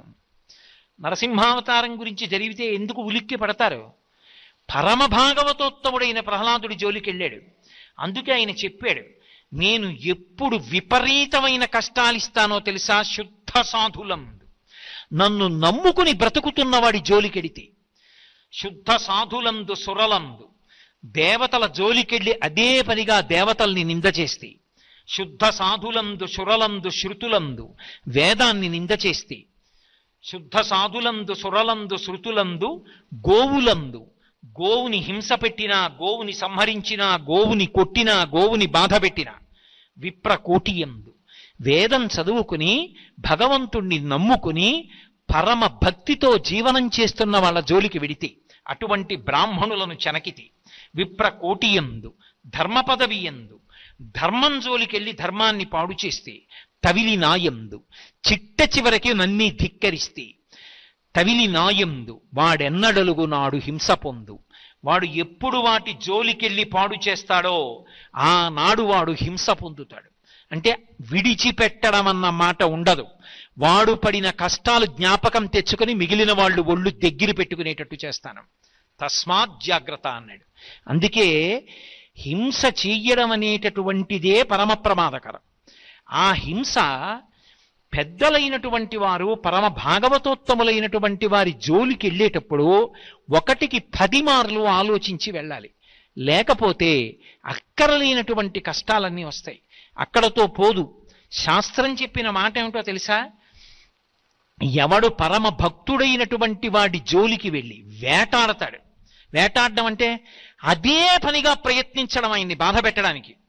ఆ పాపాన్ని ఈశ్వరుడు లెక్కలో పెట్టుకుంటే నేను ఎన్ని ఫలితాలు ఇస్తానని చెప్పాడో తెలుసా అలా చేస్తే? ఇదే మాటలు వాడారండి పోతన గారు భాగవతంలో. వెదకి వెదకి దైత్య వీరులు సాధు పురుషులననప వారి బలములనగిపోయి, సిరియు యశము ధర్మంబు ఆయువు భద్రంబు ఆర్యహింస చేత ననగు కాదే. ఇది భాగవతం యొక్క తీర్పు. ఆర్యహింస, ఆర్యులు అంటే భగవంతుణ్ణి నమ్ముకుని బ్రతుకుతున్న వాళ్ళు. వాడు అమాయకుళ్ళ చేతకాని వాళ్ళ కనిపించాడని నువ్వు భక్తుల జోలికి వెడితే ఎన్ని ఇస్తానని చెప్పాడో తెలుసా? వెళ్ళావు కాబట్టి నీకు తెలియదు, నీ బలం అణిగిపోవడం ప్రారంభమైపోతుంది. వెదకి వెదకి దైత్యవీరులు సాధువుల ననప వారి బలములు అణగిపోయే. వాళ్ళని బాధ పెట్టాననుకుంటున్నావు, నీ బలం అణిగిపోతుంది. 2, యశము, కీర్తి నశించిపోతుంది. ధనము క్రమక్రమంగా కలిసి రావడం పోయి ఐశ్వర్యం మధ్య పతనం అయిపోతుంది. అందుకే సిరియు, దానితో పాటు యశము, ధర్మంబు, ఆ బుద్ధి వ్యగ్రతని పొందేస్తే ధర్మం పోతుంది మనిషిలో. ధర్మము, ఆయుర్దాయం క్షీణించిపోతుంది. భాగవతుల జోలికి వెళ్ళాడు కాబట్టి. స్వర్గము, ఉత్తమ లోకాల్ని పొందడు, శరీరం పడిపోయిన తర్వాత పాపకూపంలో పడిపోతాడు. స్వర్గము, వీటిపోవు, ఇవన్నీ కూడా నశించిపోతాయి. ఎందుచేత? ఆర్యహింస చేత ననగు కాదే. ఆర్యుల జోలికి వెళ్ళి పెద్దలైనటువంటి వారిని బాధ పెడితే ఆ బాధ కారణంగా అన్ని ఉపద్రవాలు వస్తాయి. అందుకే హింస అన్న మాటని అన్వయం చేసుకునేటప్పుడు నీ వలన హింస జరుగుతోందా అని ఆలోచించుకున్నప్పుడు పొరపాటున కూడా భగవంతుణ్ణి నమ్ముకున్న భక్తుల జోలికి వెళ్ళవద్దు. ఆయన పైకి ఎలా కనపడనివ్వండి, కేవలం ఆయన భజన చేసుకునేవాడు కానివ్వండి. ఆయన మహావిద్వాంసుడా, శాస్త్రం తెలిసిన్నవాడా, ఇవి కాదు. ఆయన భగవంతుణ్ణి నమ్ముకుని ఎప్పుడూ భగవన్నామాన్ని భజన చేసుకుంటూ కూర్చుంటాడంతే. తొందరపడి ఆయన మీద పరిహాసమాడడం, తొందరపడి ఆయన మనసు ఖేదపడేటట్టుగా ప్రవర్తించడం చెయ్యవద్దు. ఎందుచేత? ఎలా ఉన్నాడన్న దాన్ని బట్టి కాదు, ఆయన భగవంతుణ్ణి నమ్ముకుని ఉన్నాడు. వెళ్లకుండా ఉండు, అదే నీ జీవితానికి మంచిది. కాబట్టి ఆర్యహింస చేత ననగు కాదే. ఇది భాగవతంలో హింసకి సంబంధించినటువంటి విషయం మీద చెప్పినటువంటి పరమాద్భుతమైనటువంటి తీర్పు. అయితే మీరు నన్ను ఒక ప్రశ్న ఇయ్యచ్చు, ఏమండి అయితే భగవద్భక్తులైనటువంటి వారి జోలికి వెళ్ళినంత మాత్రం చేతనే ఇటువంటి ఉపద్రవాలు వస్తాయా అంటే, సామాన్యంగా ఎవరి జోలికి వెళ్ళినా కూడా పాపం మూట కట్టుకుంటాడు. భాగవతుల జోలికి వెళ్ళడం మరింత ప్రమాదకరం. ఏదో బ్యాటరీ లైట్లో 3 బ్యాటరీలు ఉండగా చేయి పెడితే చురుక్కుమనడానికి, ఇంట్లో కరెంటు ఉండగా ఫ్యూజులో చేయి పెడితే ధన్మని షాక్ కొట్టడానికి, ట్రాన్స్ఫార్మర్ మీద ఎక్కి ముట్టుకుంటే షాక్ కొట్టడానికి తేడాలు ఉండవండి. 3 షాకులు ఒకలా ఉంటాయా? దేని శక్తి దాందే విద్యుద్ఘాతంలో.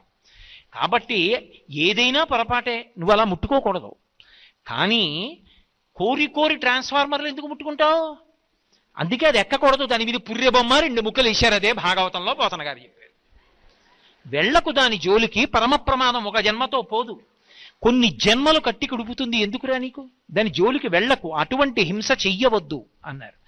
ఇది సాధు పురుషుల విషయంలో ఎంత అన్వయమవుతుందో సాధు జంతువుల విషయంలో కూడా అంతే అన్వయమవుతుంది. అది విచిత్రం. అందుకే పరీక్షిన్ మహారాజు గారు మాట్లాడుతూ ఒక మాట అంటాడు. ఆయన కలిపురుషుడి దగ్గర మాట్లాడుతున్నప్పుడు భూదేవి వంక తిరిగి ఒక మాట అన్నాడు. అమ్మా, సాధువులకు జంతువులను బాధించడి కలుల భంజింపని రాజాధము ఆయు స్వర్గము శ్రీ ధనము వీటిపోవు సిద్ధము తల్లి అన్నాడు. ఎక్కడైనా సరే అమ్మా, రాజైనటువంటి వాడి యొక్క ప్రధాన లక్షణం ఏమిటో తెలుసా? సాధువులకు జంతువులకు. సాధువులైన జంతువులు అన్న మాటకు అర్థం ఏమిటో పోతన గారే చెప్పారు భాగవతంలో. ఏదో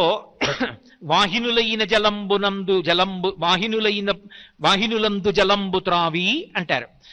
ఎవ్వరూ తాగనటువంటి నీళ్లు ప్రవాహంగా వెళ్ళిపోతుంటే అందులో ఉన్న నీళ్లు తాగి, వాసవి అయిన గడ్డి తిని, ఎవ్వరూ తిననటువంటి గడ్డి తిని, అది కూడా గబగబా తిని, బ్రహ్మచారి దగ్గర నుంచి సన్యాసి వరకు తాగడానికి వీలైనటువంటి పాలనిచ్చి, తల్లి లేనటువంటి బిడ్డలు తాగడానికి కావలసిన పాలనిచ్చి, ఇహమునందు నువ్వు చేసిన పాపాలు పోగొట్టుకోవడానికి అభిషేకం చేయడానికి పంచామృతాల్లో ఒకటైన పాలనిచ్చి, ఆ పాలతో చేసిన పదార్థాన్ని ఈశ్వరుడికి నైవేద్యం చేస్తే అపారమైన ఫలితం ఇచ్చి, ఇన్నిటికి యోగ్యమైన పాలని, పాలలోంచి పెరుగుని, నేతిని ఇచ్చి, తన గోమయం, తను విడిచిపెట్టినటువంటి పేడ తీసుకొచ్చి భూమి మీద అలికితే యజ్ఞం చెయ్యడానికి కూడా భూమి పవిత్రమవుతోంది.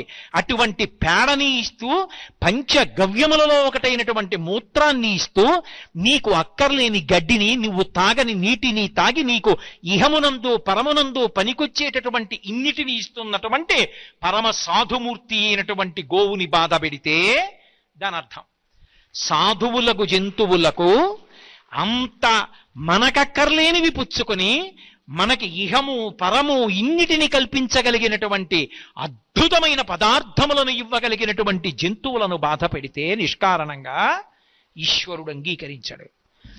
అందుకే రాజు ప్రధాన కర్తవ్యమేది అంటే అటువంటి జంతువుల జోలికి ఎవరెళ్ళారో వాళ్ళని భంజించాలని చెప్పారు భాగవతంలో. వాళ్ళని వెంటనే అలా బాధ పెట్టకుండా నిగ్రహించాలి. అలా చేయకపోతే నేనంటలేదు, పోతన గారు అంటున్నారు భాగవతంలో, వ్యాసుల వారు చెప్పిన మాట చెప్తున్నారు. సాధువులకు జంతువులను బాధించడి కలుల భంజింపని రాజాధము ఆయువు ధనము స్వర్గము శ్రీ వీటిపోవు సిద్ధము తల్లి. అమ్మా, ఎప్పుడైనా సరే సాధువులైన జంతువుల్ని బాధ పెట్టేటటువంటి కలులను భంజింపనటువంటి పరిపాలకుడు ఎవరుంటాడో అటువంటి వాడి యొక్క ఆయుర్దాయము నశించిపోతుంది, అటువంటి వాడి యొక్క ఐశ్వర్యము పతనమైపోతుంది, అటువంటి వాడికి శరీరం పడిపోయిన తర్వాత ఊర్ధ్వలోకవాసం ఇవ్వరు. అందుకేనమ్మా లోకంలో దుష్టజన నిగ్రహంబును శిష్టజనానుగ్రహంబును నృపులకు స్రష్ట విధించెనని పురాణ ద్రష్టలు చెప్పెదరు. ఇది సత్యము తల్లి అంటాడు. ఒక రాజు ఏం చెయ్యాలి అంటే దుష్టులైనటువంటి వారిని భంజించాలి, సాధు పురుషులైనటువంటి వారిని రక్షించాలి. దుష్టులను భంజించి శిష్టులను రక్షించకపోతే ఆ రాజు అని పేరు తెచ్చుకోలేడు. ఆయన భగవంతుని చేత అనుగ్రహింపబడడం. అందుకే హింస అన్న మాటలో ప్రభువు దగ్గర నుంచి సామాన్యుడి వరకు కర్తవ్యతానిష్టతో చూసుకోవలసినటువంటి అవసరం ఉంటుంది. ఇది నేను చెయ్యాలా చేయకూడదా పరమ జాగ్రత్తగా చూడాలి. నిష్కారణంగా మాటలతో బాధ పెట్టడం అలవాటు చేసుకున్నాడు అనుకోండి, దానికి బాధ పెట్టడమే ప్రయోజనం తప్పించి అందులో ఏదో శాస్త్రం చెప్పడమో లేకపోతే ఏదో మంచి విషయాన్ని మాట్లాడటమో అది కాదు. కేవలం అవతల వారిని బాధ పెట్టడమే ప్రయోజనంగా బాధ పెట్టాడనుకోండి తన మాట చేత, అది పరమ ప్రమాదకరమైనటువంటి విషయం. అటువంటి పనులు చెయ్యకూడదు. చెయ్యకుండా ఎప్పుడూ కూడా వాక్కుని నిగ్రహించుకోవాలి.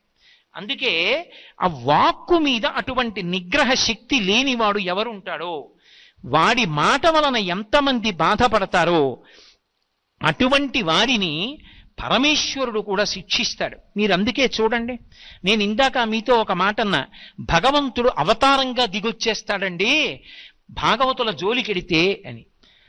ఒకానొకప్పుడు శ్రీ మహావిష్ణువు రామచంద్రమూర్తిగా ఈ భూమి మీదకి దిగొచ్చారు. దేని కొరకు దిగొచ్చారు? ఆయనే చెప్పారు. దశరథ మహారాజు గారు యజ్ఞం చేస్తున్నాడు పుత్రకామేష్టి, దేవతలందరూ వచ్చారు, బ్రహ్మగారు వచ్చారు. అందరూ కూర్చుని రావణ సంహారం ఎలా అవుతుందని మాట్లాడుకుంటున్నారు. మనుష్యుడి చేతిలో అయితే చచ్చిపోతాడరా, వరం అడగలేదు అన్నాడు బ్రహ్మగారు. మిగిలిన వాళ్ళు ఎవరైనా లేస్తారేమోనని శ్రీ మహావిష్ణువు వచ్చారు. ఏతస్మిన్నంతరే విష్ణు రూపయాతో మహద్యుతి శంఖచక్ర గదాపాణి పీతవాస జగత్పతి. గబగబా దిగొచ్చారు. దిగొచ్చి ఆయన ఒక మాట అన్నారు, నేను చేస్తాను రావణ సంహారం, నేను చంపేస్తాననరు. ఎందుకు చంపుతానో తెలుసా? వాడు చేసిన తప్పు ఒకటి ఉంది, అది హింస. ఏ తప్పు చేశాడో తెలుసా? వెంటనే కారణం చెప్పి ఎందుకు వస్తున్నారో అవతారంగా చెప్పారు. హత్వా క్రూరం దురాత్మానం దేవర్షీణాం భయావహన్. ఇది ఆయన చేసినటువంటి హింస. నేను క్రూరుడైనటువంటి రాక్షసుడైన రావణాసురుణ్ణి సంహరిస్తాను. ఏ కారణానికి సంహరిస్తానో తెలుసా? దేవర్షీణాం భయావహన్. ఏ అపకారం చేయకుండా, ఎవరి జోలికి వెళ్లకుండా, వేదాన్ని నమ్ముకొని పరమ పవిత్రమైనటువంటి జీవితంలో ఉన్నటువంటి భాగవతోత్తములైనటువంటి వారి జోలికి రావణాసురుడు వెడుతున్నాడు, వాళ్ళని భయపెడుతున్నాడు.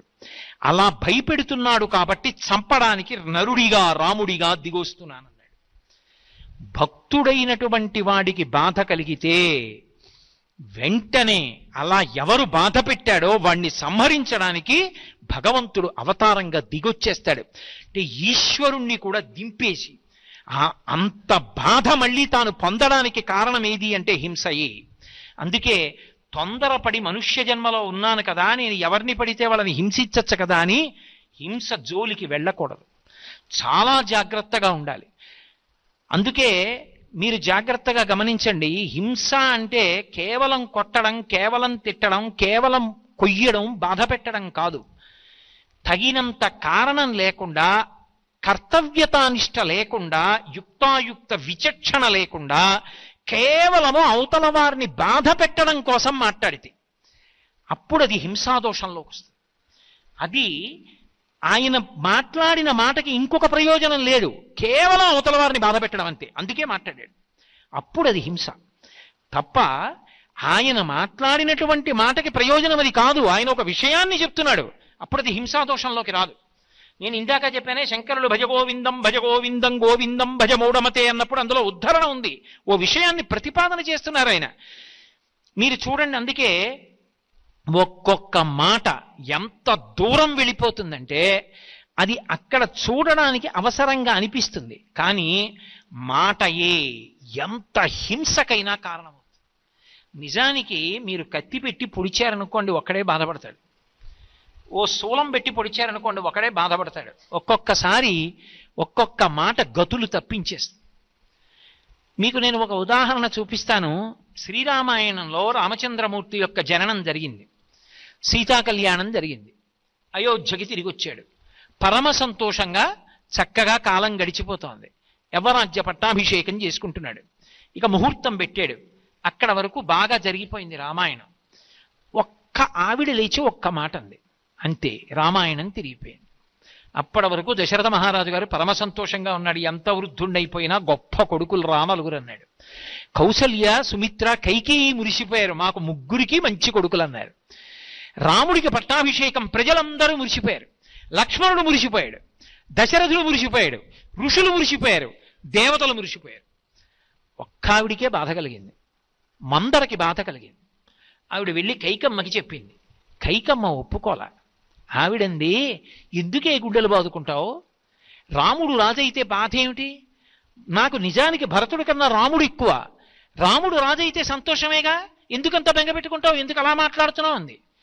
ఎంతకీ కైకమ్మ వింటలేదని ఒక మాట ప్రయోగించింది, ఒకే ఒక్క మాట. ఆవిడంది, నువ్వు ఎంతసేపు రాముడు రాజవుతాడు, రాముడి తర్వాత భరతుడు యువరాజు అవుతాడు అంటున్నావు, కానీ నేనొక్క మాట చెప్తాను, ఆలోచించు. నీ యొక్క అల్పమైన బుద్ధి చేత, దూరదృష్టితో నువ్వు ఆలోచించలేని కారణం చేత నీ కొడుక్కి అనేకమైనటువంటి కష్టాలు తెచ్చిపెట్టావు. రాజవంశాత్తు కైకేయీ భరత పరిహాస్యతే అంది. రాజవంశం నుంచి భరతుణ్ణి శాశ్వతంగా తొలగించావు. ఉలిక్కి పడింది కైకమ్మ. నేనా తల్లిని, నేనేం చేశానంది. ఎప్పుడైనా ఎదురుగుండా మనిషి కనపడుతుంటే ప్రేమ ఉంటుంది. దూరంగా వెళ్ళిపోయాడు అనుకోండి, ఇంకా గుర్తులోకి రాడు ఎక్కువ. ఎవరు పంపించమన్నారు నీ కొడుకు భరతుణ్ణి తీసుకెళ్లి మేనమావింటికి, యుధాజిత్ ఇంటికి? ఎక్కడో ఉన్న మేనమావింటికి పంపావు. భరతుడికి ప్రాణంలా ఉండేవాడు ఎవరు? శత్రుఘ్నుడు. పోని శత్రుఘ్నుడిని ఇక్కడ ఉంచావా? భరతుడికి ఆపదొస్తోందేమో కనిపెట్టడానికి, ఆయన్ని కూడా పంపించేశావు. ఇప్పుడు భరతుణ్ణి కాపాడేవాడెవడు? ఎవడూ లేడు. రాముడికి యవరాజ్య పట్టాభిషేకం మీ ఆయన నీకు చెప్పకుండా నిర్ణయం చేశాడు. భరతుడి మేనమామ యుధాజిత్తుకి చెప్పలేదు, భరత శత్రుఘ్నులకి చెప్పలేదు. రాముడికి యవరాజ్య పట్టాభిషేకం చేస్తున్నాడు. పిచ్చదానా, రాముడు పట్టాభిషేకం చేసుకున్న తర్వాత భరతుడు యువరాజు అవుతాడా? ఎవరు చెప్పారు నీకు? రాముడు రాజైతే రాముడి కొడుకు యువరాజు, రాముడి కొడుకు రాజైతే రాముడి కొడుకు కొడుకు యువరాజు. రాముడి దగ్గర భరతుడు దాసుడు, రాముడి కొడుకు దగ్గర భరతుడి కొడుకు దాసుడు. నీ వంశమంతా దాస్యం, వాళ్ళంతా రాచరికం. ఇన్నాళ్ల నుంచి కౌసల్యని బాధ పెట్టావుగా, యవ్వనంలో ఉన్నానని దశరథ మహారాజు గారిని నీ అంతఃపురంలో కట్టిపడేశావుగా. ఇప్పుడు ఆమె రాజమాత, నీ మీద కక్ష తీర్చుకుంటుంది. నువ్వు పాడయ్యావు, నీ కొడుకు పాడయ్యాడు, శత్రుఘ్నుడు పాడయ్యాడు. నీ బుద్ధి వల్ల కాదు, దూరం ఆలోచించావా? పైగా రాముడికి పట్టాభిషేకం, రాముడికి పట్టాభిషేకం అని ఎగిరి గంతులేస్తున్నావు. నీ కొడుకురికి ఇంత ఆపద తెచ్చిపెట్టి సంతోషపడిపోతున్నావే, ఇంత బుద్ధిహీనురాలు లోకంలో ఉంటుందా? ఏమని చెప్పాలి నీ గురించి? పైగా నీకు ఇంకొక మాట చెప్పనా, లోకంలో ఒక విశేషం ఉంది. ధ్రువంతు భరతం రామం ప్రాప్యరజ్యమకంటకం దేశాంతరం వసయిత లోకాంతరమథాపివ. రాజులకు ఒక లక్షణం ఉంటుంది. ఒక్కసారి తాము పట్టాభిషేకం చేసుకున్న తర్వాత ఇక వాళ్ళు శత్రువుల్ని ఎవ్వరినీ కూడా వృద్ధిలోకి రానివ్వరు. తాను పట్టాభిషేకం చేసుకున్న తరువాత మళ్ళీ భరతుణ్ణి మిగలనిస్తాడా? మిగలనిస్తే మళ్ళీ రేపొద్దున్న యువరాజు పదవి నాకు కావాలని అడగడు. రాముడి తర్వాత నేను పెద్దవాడిని అని అడగడు. లక్ష్మణ శత్రుఘ్నులు అంటే చాలా చిన్నవాళ్ళు. భరతుడు రాముడి తర్వాత పుట్టినవాడు, దరిదాపుగా పుట్టినవాడు. నాకు యవరాజ్యం కావాలని అడగడు. అందుకని బ్రతకనిస్తాడా భరతుణ్ణి? శత్రుశేషం మిగల్చడు. 2 మార్గాలు ఆలోచిస్తాడు. ప్రాప్యరాజ్యమకంటకం, రాముడు రాజవగానే మొదటి ఆలోచన ఏమిటో తెలుసా? రాజ్యమకంటకము కావాలి, ఎవ్వరూ శత్రువులు మిగలకూడదు. అందుకే భరతుణ్ణి 2 కారణాలలో ఏదో ఒకటి ఆలోచించి దేశాంతరం వాసయిత, దేశాంతరం పంపించేస్తాడు. అసలు ఈ దేశంలో ఉండనివ్వడు. లోకాంతరం అథాపివ, తన మాట చెల్లకపోతే, భరతుణ్ణి ఈ దేశం నుంచి పంపించేయడం కుదరకపోతే నిశ్శబ్దంగా ఏదో ఒక మాటు వేసి ఏదో ఒక కుట్ర పన్ని భరతుణ్ణి చంపేస్తాడు. భరతుడు ఈ లోకం విడిచిపెట్టి వెళ్ళిపోతాడు. ఎవరు తెచ్చారు ఈ ఆపద, నువ్వు కాదా అంది. అంతే, ఈ ఒక్క మాటకి పడిపోయింది కైకమ్మ. ఏం చేయమంటావు అంది. ఆభరణాలు తీసేసి జుత్తు విరబోసుకుని కోపగృహంలోకి వెళ్ళి పడుకో, నీ భర్త వస్తాడు, 2 కోర్కెలు అడుగు. నవపంచ వర్షాణి దండకారణ్యమాశ్రిత చీరాజన జటాధారీ రామో భవతు తాపస అభిషేక సమారంభో రాఘవస్యోపకల్ప్యతాం అనేనైవాభిషేకేన భరతో అభిషిచ్యతాం. 14 సంవత్సరములు రాముడు అరణ్యవాసానికి వెళ్ళిపోవాలి. ఇదే ముహూర్తానికి భరతుడికి పట్టాభిషేకం జరగాలని అడుగు, నీ కొడుకు రాజు అయిపోతాడంది. ఇంత పాలకొండలో విషపు చుక్క పడిపోయింది. ఆ ఒక్క మాట కేవలముగా అసూయతో, ద్వేషంతో, కారణం లేకుండా, ఒకళ్ళ ఉద్ధరణ కొరకు కాకుండా పైకి అలా మాట్లాడుతోంది. కానీ ఆ ఉద్ధరణ చూడ్డానికి పైన ప్రభువు లేడా? మిగిలిన వాళ్ళు లేరా? అక్కర్లేని విషయాన్ని మాట్లాడింది. దశరథుడు చచ్చిపోయాడు. కౌసల్య, సుమిత్ర, కైకేయి 3 విధవలైపోయారు. రామలక్ష్మణులు అరణ్యవాసానికి వెళ్ళిపోయారు. సీతమ్మ వాళ్లతో వెళ్ళిపోయింది. తర్వాత సీతాపహరణం జరిగింది. దేవతల కోరిక తీరడానికి, రావణ సంహారానికి మందర అలా మాట్లాడకపోతే జరగదంటారేమో. కానీ కథాపరంగా మందర మాట్లాడినటువంటి మాట పెద్ద ఉపద్రవాన్ని తీసుకొచ్చిందా లేదా? ఒక్కొక్క మాట వలన కలిగేటటువంటి బాధ ఎంత బాధ కలుగుతుందంటే, మీరు తిన్నగా వెళ్ళి ఒక కర్ర పెట్టి కొట్టారనుకోండి, దాని వలన కలిగిన బాధ కన్నా, ఒక పూట అన్నం పెట్టకపోతే కలిగిన బాధ కన్నా, అనరాని మాట అంటే కలిగేటటువంటి బాధ ఎక్కువ. కడుపున్ రంపపు పోత కోయునదియే గాయాలు కాకుండినంటాడు బల్జేపల్లి వారు. ఒక మనిషిని తీసుకొచ్చి పడుకోపెట్టి మత్తివ్వకుండా రంపం పట్టుకొచ్చి అటూ ఇటూ 2 నించుని కడుపుని అడ్డంగా తరిగేసినా కూడా అందువల్ల పొందేటటువంటి బాధ కన్నా, కారణం లేకుండా, మనసులో కర్తవ్యత నిష్ఠ లేకుండా, తాను ప్రతిపాదిస్తున్నది ఒక మంచి కోసమని మాట్లాడుతూ కాకుండా కేవలము వైరంతో, కేవలము అసూయతో, కేవలం అవతల వాళ్ళని అవమానించడం కోసమే మాట్లాడితే, అలా మాట్లాడినటువంటి మాట కడుపుని రంపంతో కోసిన కన్నా కూడా ఎక్కువై బతికున్నంత కాలం బాధ పెడుతుంది ఆ మాట అంటే. అందుకే హింస కేవలం మనకు శరీరమునకు సంబంధించినది కాదు. భగవంతుడు ఎంత శక్తివంతమైన ఆయుధం ఇచ్చాడో అంత ప్రమాదకరమైనటువంటి పనిముట్టు కూడా మాటయే. ఆ మాటతో రామనామాన్ని పలికావా, భగవన్నామాన్ని పలికావా, ఆ నామంతో ఎక్కడి వరకు వెళ్ళిపోతాడో చెప్పలేం. నామం పలకడం కూడా అంత తేలిక కాదు. రామా నీ నామం నాతో పలికించని అడిగారు తప్ప రామా నీ నామన్నే పలుకుతాననలేదు పెద్దలు. హరునకు విభీషణునకు అద్రిచకున్ తిరుమంత్రరాజమై కరిగిన హల్యకున్ ద్రుపదకన్యకునార్తి హరించు చుట్టమై బరగిన ఎట్టి నీ పతితపావన నామము నాదు జిహ్వపై నిరంతరము నటింపచేయుమి కదాచరది కరుణాపయోనిధి అన్నాడు గోపరాజు గారు. నా నోటితో ఎప్పుడూ రామనామం పలికించవయ్యా అన్నాడు. నేను రామనామం పలుకుతాననలేదు. భగవన్నామ వైభవాన్ని తలుచుకుని దూర్జిటి పొంగిపోయాడు. అంత గొప్ప నామం పలకవే నాలుక అన్నాడు. పవి పుష్పంబగు అగ్ని మంచగు నాకూపారం భూమిస్థలంబగు శత్రుండతిమిత్రుడౌ విషము దివ్యాహారమౌ నిన్నగా అవనీ మండలి లోపలం శివ శివేచ్ఛాభాషణోల్లాసకిన్ శివా నీ నామము సర్వవస్యకరమౌ శ్రీకాళహస్తీశ్వర అన్నాడు. ఉన్న స్వరపేటికతో భగవన్నామాన్ని, భగవంతుడి గురించి, శాస్త్రం గురించి, వేదం గురించి, మర్యాద గురించి మాట్లాడి మాట్లాడి మాట్లాడి తరించిపోవచ్చు.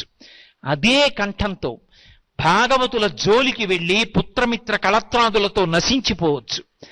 అదే కంఠంతో నిష్కారణ హింస చేసి భగవంతుని చేత కూడా ఈసడింపబడవచ్చు. అదే కంఠాన్ని, అందుకే త్యాగరాజస్వామి వారి కీర్తనలు చూడండి, మనసు మాట విన్నప్పుడు మనసుని పొగుడుతారు, ఎంత మంచిదానవే మనసా అంటారు. అదే మనసు ఎదురు తిరిగి పాపం చేయిస్తే మనసా నా మాట వినవే అని మనసును ఉద్దేశించి కీర్తన చేస్తారు. అందుకే హింస అహింస ఈ రెండిటికి మధ్యలో ఉండేటటువంటి సూక్ష్మమైన వ్యత్యాసమును తెలుసుకున్న నాడు భగవంతుడు మనకిచ్చినటువంటి ఉపకరణములు ఏ ఉన్నాయో వాటిని సాధనాలుగా చేసుకుని భగవంతుడి వైపుకి అడుగులు వేయడం సాధ్యం అవుతుంది తప్ప అసలు వాటి గురించినటువంటి అవగాహన సక్రమంగా లేదనుకోండి, సామాన్య ధర్మం తెలియలేదనుకోండి, అందువలన కలిగినటువంటి అయోమయావస్థ చిట్ట చివరికి అది భగవన్మార్గంలో నడవడంలో వైక్లభ్యాల్ని కల్పించవచ్చు. అందుకే సామాన్య ధర్మాలలో మొదటదైనటువంటి అహింస గురించి సక్రమమైనటువంటి రీతిలో అవగాహన కలిగి ఉండాలి. అందుకే సామాన్య ధర్మాలలో మొదటిదైనటువంటి అహింస అన్న ధర్మం గురించి నేను ఇవాళ నా సాధ్యమైనంత మేర ప్రతిపాదించి ఉన్నాను. మళ్ళీ రేపు సాయంకాలం 6 గంటల